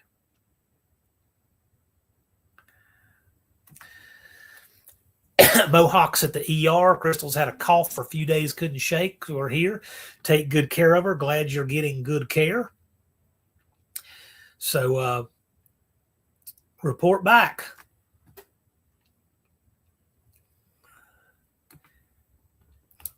Yep, Dakota, no problem. I can get you Bigfoot Mark's number.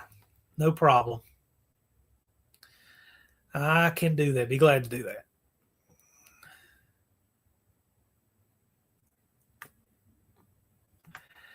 Drag Boss Tim, I have a complete Moroso Gold for Cleveland. 14-inch air cleaner, new in the box. Well, if you want to test what it's worth, Dakota might be a buyer.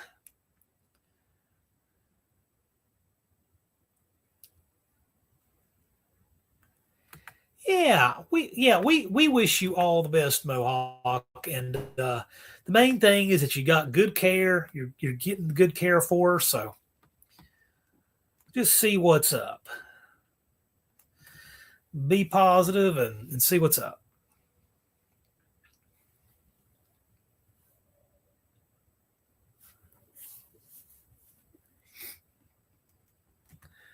Barrow says that's the beauty of automotive. There's a place for anyone. He says he hates body and fender body work, but custom chassis puts me in his happy place for days on end. Yeah, I can see that.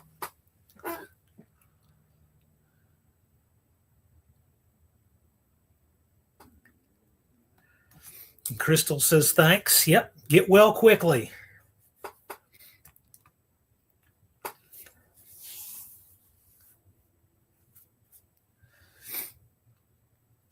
Yeah, I mean, gosh, March is day after tomorrow. And what's possibly the worst month of the year, February, will be over. Day after tomorrow. The only thing good about February is that it's short. There's 100 reasons February is not a good month.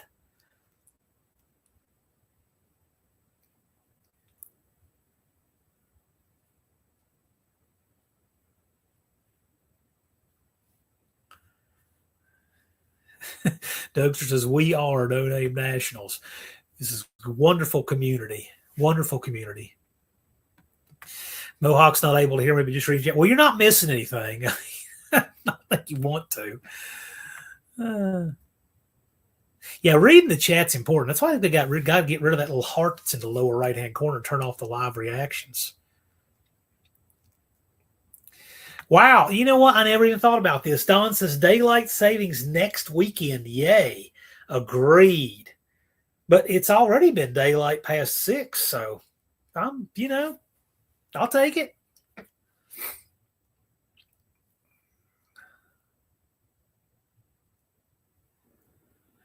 That's a great question, Danny Boyd. Are you aiming at having shop truck there this year, Dougster? You know, Dougster, you got 208 days, 2 hours, and 23 minutes. I mean, gosh, you made it in there on, 17 wheel studs last year? Doesn't have to be complete.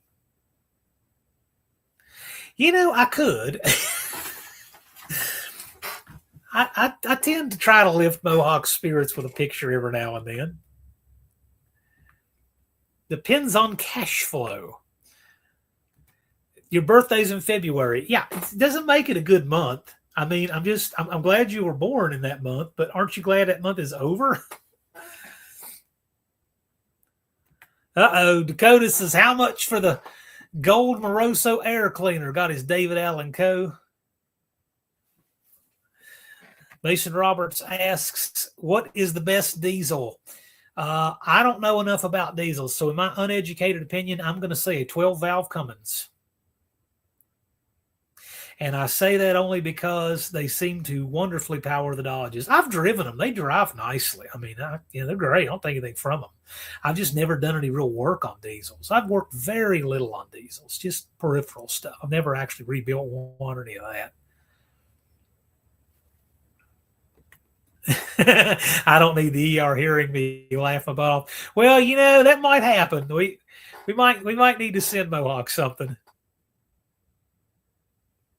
The last thing I sent Mohawk was a picture of a school bus. If you know, you know.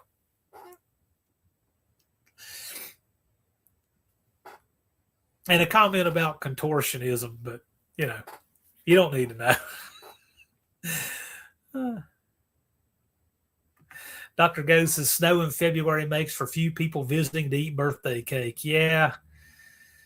It's February, just an awful month. David Allen Co., a.k.a. Dakota, says, how much for your stuff, Heavens Mopar? Duxter wants to at least have shop truck driving this year on the lot, moving under its own power. Having my 727 ready will be a big step in that direction. Let's just start an auction. Well, I don't know that he wants to start it here. We've got 47 people watching. Drag Boss says, selling the valve covers, air cleaner, gold T-handles as a set. Don't want to break it up. Did pay $350 for it. So, there you go. If you're looking for the set, the valve covers, they're Cleveland air cleaner and the gold T-handles for the valve covers, which are a nice vintage touch. $350. Yeah, he's looking scratch and dent because it kind of matches with goes. I get it. I'm the same way.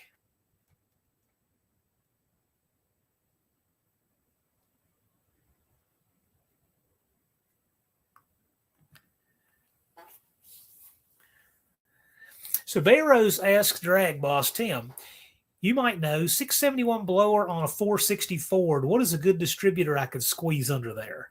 Kicking around the idea for a tall deck 87 block I need to do something with. Huh. Interesting.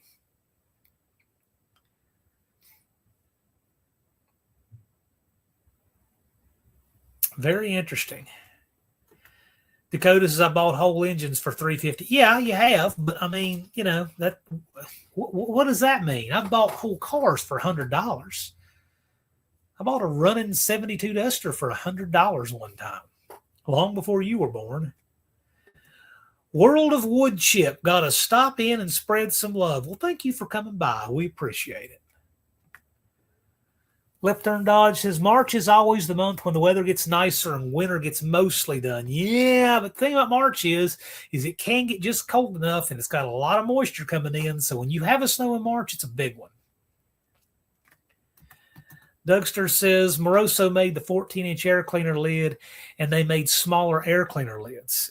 They may have made a 10. I know Edelbrock did. If they did, I want a pair of gold lids for my tunnel ram. Yeah, Edelbrock made a 14 and a 10. I had the 10 on a car one time with the 6-pack hood, and it wasn't a drop base, and that's what cleared the fuel lines. It was kind of a neat setup. And then I double stacked the air filter because I wanted the exterior volume of the 14-inch. So I did it when I stacked it up, and then it was under the 6-pack hood, so it all fit nicely. Andrew Nelson says, gold Moroso air cleaner lid. Just let me know if you want me to look for one at Maple Grove. There you go. That's your ticket. Dakota says there's a 10 or 12-inch on Marketplace, so if they exist, you can keep your carburetors far enough apart. Yeah, maybe. Gosh, Drag Boss says $350 alone for the air cleaner. Wow. Yeah, I know where there's one sitting on my buddy's truck right now. Dust Devil Garage is $350 for gold Moroso. Anything is cheap. That stuff goes for big money. Yeah, I would assume. I would assume it does. Wow, Dizzy says my new Fury is 318 with the single factory exhaust still on it. So what Fury did you buy? What did you wind up buying? Is this the one you were telling us about? Tell us about it, Dizzy. Dougster bought a 91 Olds Cutlass Calais for $1 and drove it home. Had a bad torque converter lockup switch. Best car deal I ever made. You know, when you say that, I think of the movie Fargo, right? I mean, I'm thinking of Jerry Lundegaard driving that thing and delivering it to Steve Buscemi, right? Heavens Mopars. David, $50 for used small block valve covers, $150 for chrome set new in the box. Box of show age still in the plastic, air cleaner set and valve covers for small block. Mason Roberts says the most reliable diesel I ever had was a 7.3 IDI. The 7.3 IDI, that's international, right? I know the Power Stroke was I think it was 7.3, wasn't it? Is that the Power Stroke you're talking about? Because that was a great engine. They were loud, but they made a lot of power. They were great.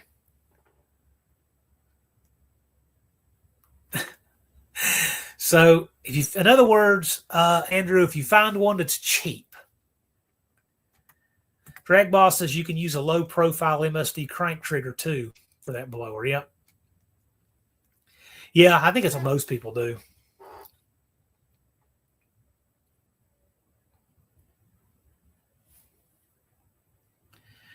Bigfoots and Mopar says chrome definitely makes the car faster in my experience. Yeah, who's to say it doesn't?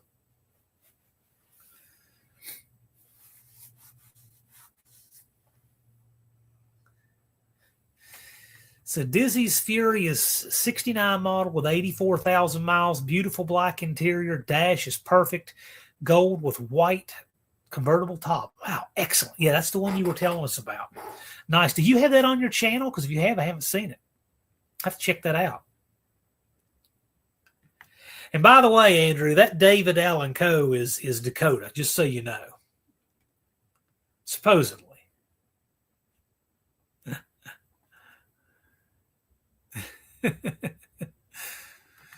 Dougster says the most reliable diesel I ever had was a Cummins 4 BT. It had 1.5 million miles on it. It still drives great.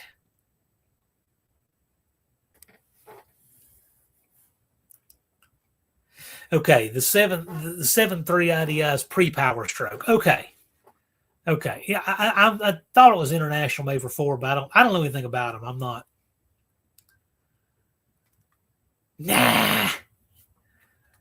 Nah, Dakota gets a timeout on rare occasion. Dakota's timeout came from me timing him out years ago. So we got to do it every now and then just for the sake of nostalgia. We got to do it occasionally.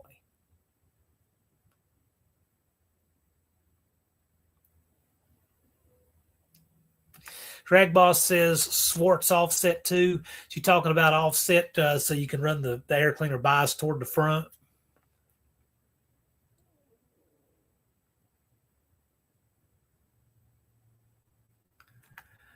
Dakota says, I bought a set of 455 JE SRP pistons and a set of Crane Gold Rockers, all for $200 shipped.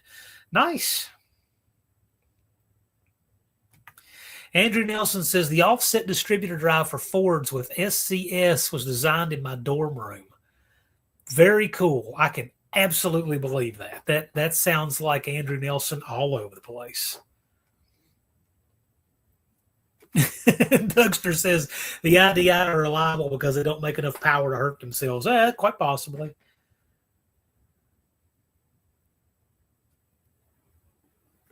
That's cool.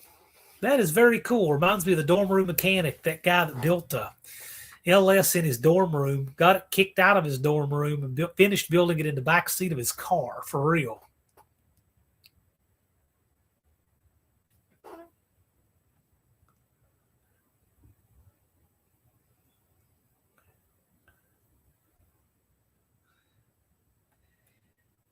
Yeah, was it Carlisle that the swap meet?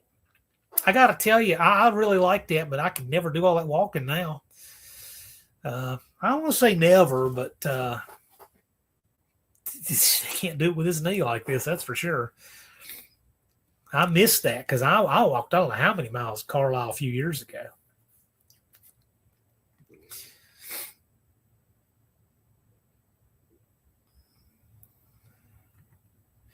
Dizzy says, lifelong want for me, got it for $6,000. New top and engine, transmission rebuilt in 2015. Sounds good. I like it.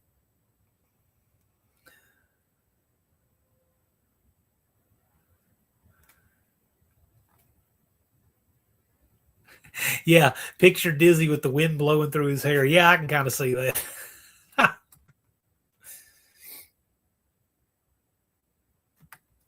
Dizzy says everything works except the horn and floor lights, probably a few. Yeah.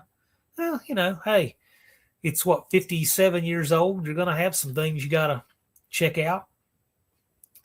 Supposed to say superchargers. Okay. That makes sense.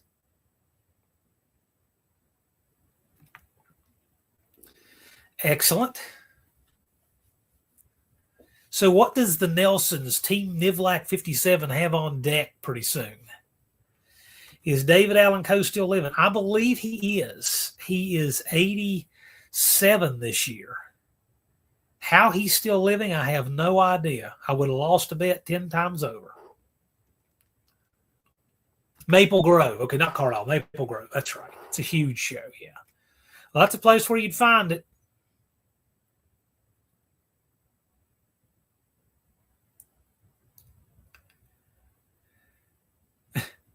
Is it like Bluetooth or something?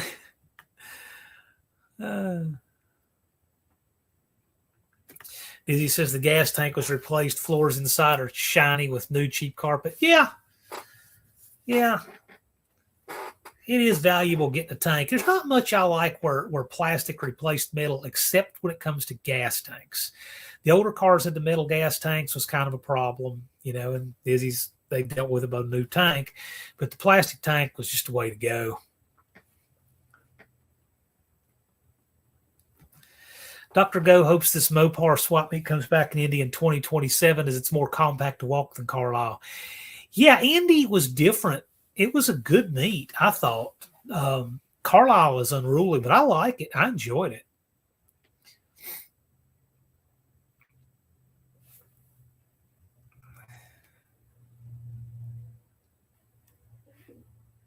Schwartz offset distributor. Okay.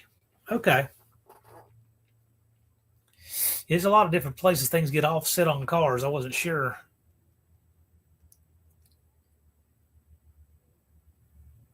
Yeah. Barrows is looking at that. It's just so much. Like you could probably walk easily 5 miles at Carlisle. It is absolutely huge. And I enjoyed it. I mean, it's a lot to see. And you got to pick and choose because you can't do it all. I mean, I really enjoyed it.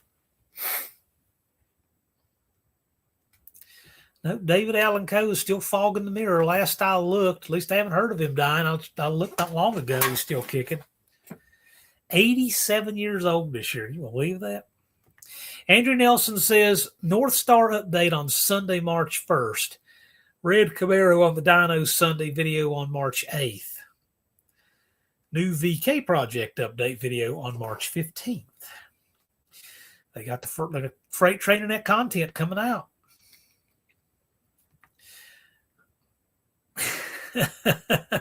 David Allen Coe still swinging the mop bucket after all these years.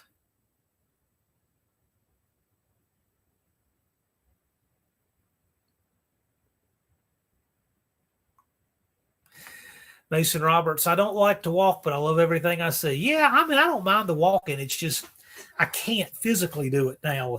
I can't.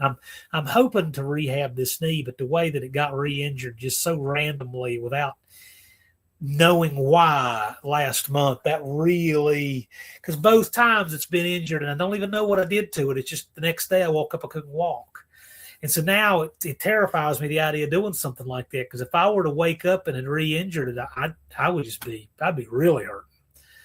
So, in fact, I'm not even going to travel without taking a cane with me just in case, because I was working on these floors last month and I woke up about 1 a.m. and I couldn't even walk. I mean, it was everything I could do with my arms just to get in the bathroom and out. So I'm really, I got to at least take a cane with me when I travel now. I'll wake up like that again at random, and all that walking, I would think, could be a way to re-injure. I don't know. When you don't know how you do something, you don't know how to prevent it. Dizzy's going to tow. He's going to tow the Vagrant with the Fury. Oh, I love it. That is great. The C-body tow rig. Now, I've got to see that. That's going to be great.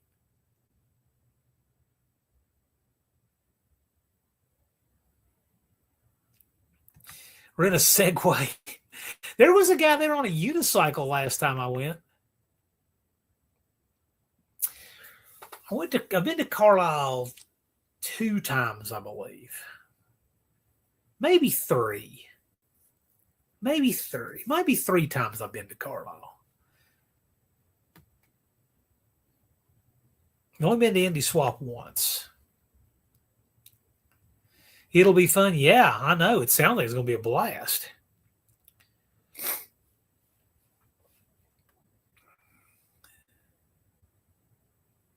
Cars always towed stuff back then. Yes, they did. People towed with station wagons and everything else, big old heavy trailers and everything.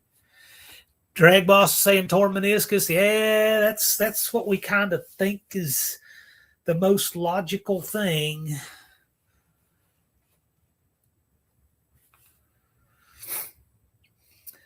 I mean, it is what it is. Yeah, Bigfoot Mark's going to try to tow his car with his 10-grill truck. That's going to be cool to see. Bigfoot Mark doing 35s on the truck. I love it. White wagon spokes with 35s. Vintage build.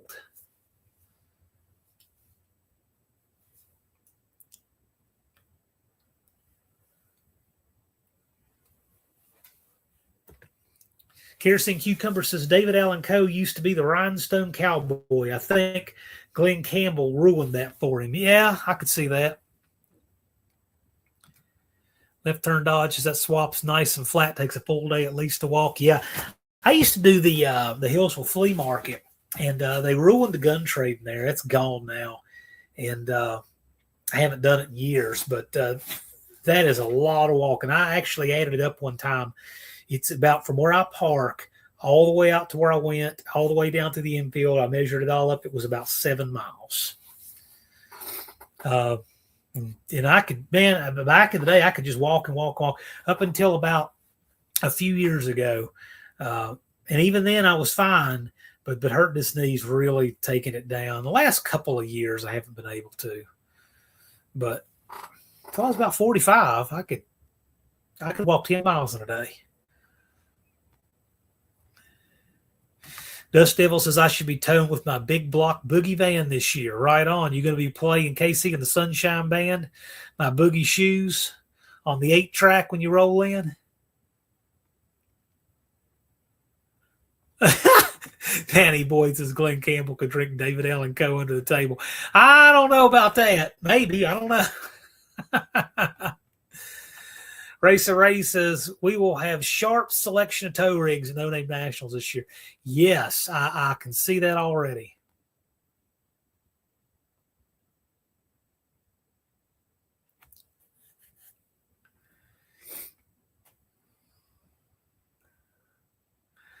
Dust Devil says, no. Okay. You're not gonna be having that? Not your jam?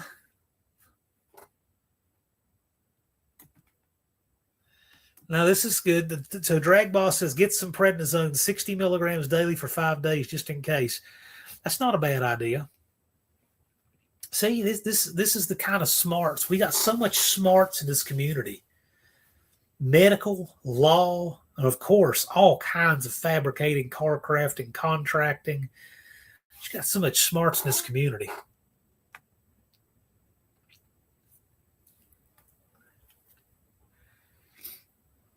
Huh. Danny Boyd says Glenn Campbell was one of the greatest guitar players like Roy Clark. I saw this list that Rolling Stones put out that had the top 10 greatest guitar players. I was embarrassed for whoever put that out. It was the dumbest list. There were lots of things on there I could get on board with, but I mean,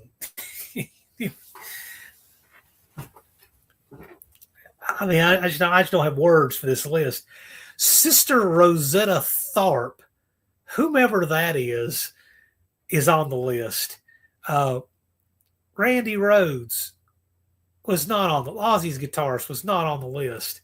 Mark Knopfler of Dire Straits was not on the list. Eric Clapton did not make this top 10 list. But I mean, this list just blew my mind. Jerry Reed could very well. I don't know if this was just rock guitarist. It could be, but Jerry Reed could definitely. I could put him on that list. Tow rig racing, yeah, we might be able to do something like that. But we're going to have a lot of stuff going on this year. We really are. It's going to be. We got a lot going on. Jimi Hendrix made number 1 on that list. Jimmy Page was 3rd.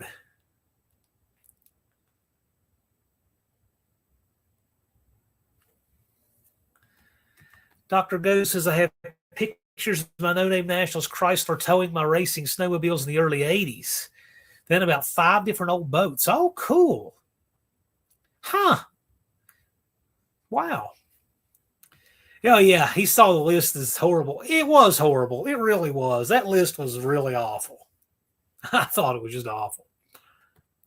Andrew Nelson says, good night, big day tomorrow. Hey, man, thank you for coming by. We appreciate you being here. Hendrix only made a few good songs before he croaked. He died at 27. Dizzy gives a warning about prednisone. Fair enough.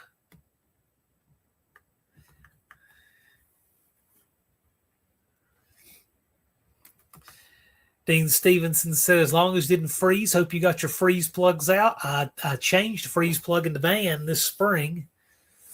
Or last year sometime I changed it. Stevie Ray Vaughan, I don't think he made the list. As unbelievable as that is, I don't think he made the list. That list was an embarrassment.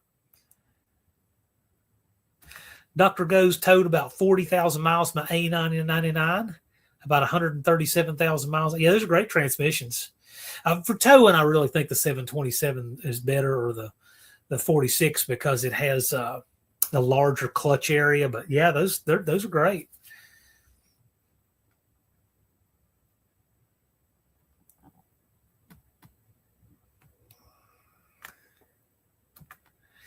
Drag Boss says it's unlikely minimal effects with short-term use. Chronic use is when side effects will start after 3 months. Yeah, I don't want to use anything for a long time if I don't have to. Mason Roberts says, I'm still here, just quiet. A lot of people did. Janis Joplin did, and so forth and so on. As he said, his wife was on for 6 years. I think my grandmother took it as well. Colleen says, not everyone does. I never have. Yeah, I don't know. I just know that I would hate for this knee to do its thing out in the middle of somewhere. I mean, I got to tell you, the way that it was when it first happened both times, there's no way I could drive a manual transmission. No way. Now, I did today, but it's a whole lot better than what it was. But I still got to be, it constantly reminds me that it is not well. And like when I changed the fuel filter on the van yesterday because it just needed it. I'll show you a picture of the hose for this fuel filter. You guys have got to see this, how this came off. This hose, this is rubber fuel line hose, and it is hard as emissions tubing. I had a hard time even cutting it and peeling it off. It was horrible. I don't know how it wasn't leaking, but I went ahead and changed. I used, good hose, and it was fine.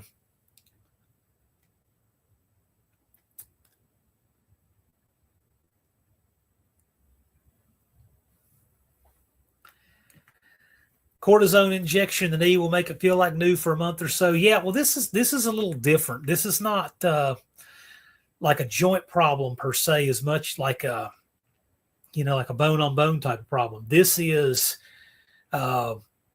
we think it's like a meniscal tear. That's what my friends who've had these injuries, Drag Boss Tim, who is a doctor, that's what people kind of say is their best guess.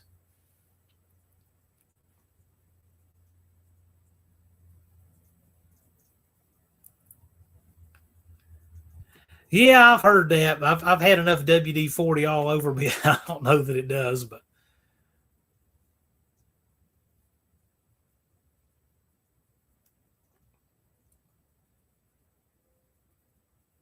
Cousin Cletus, as we reach into overtime.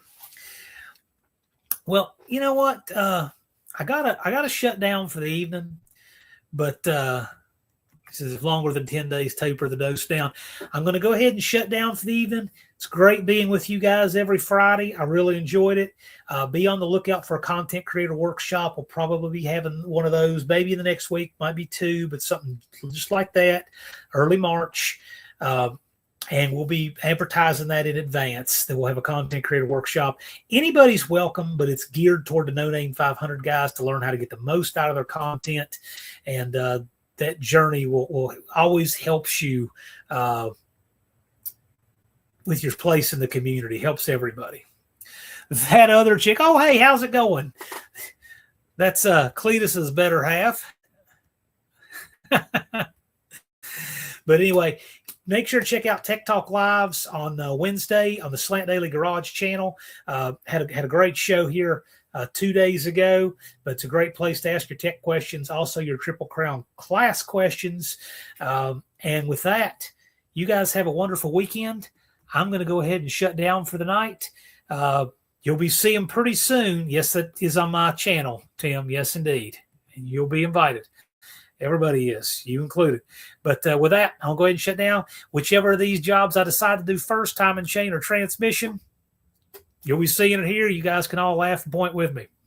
So you guys have a great weekend. Take care.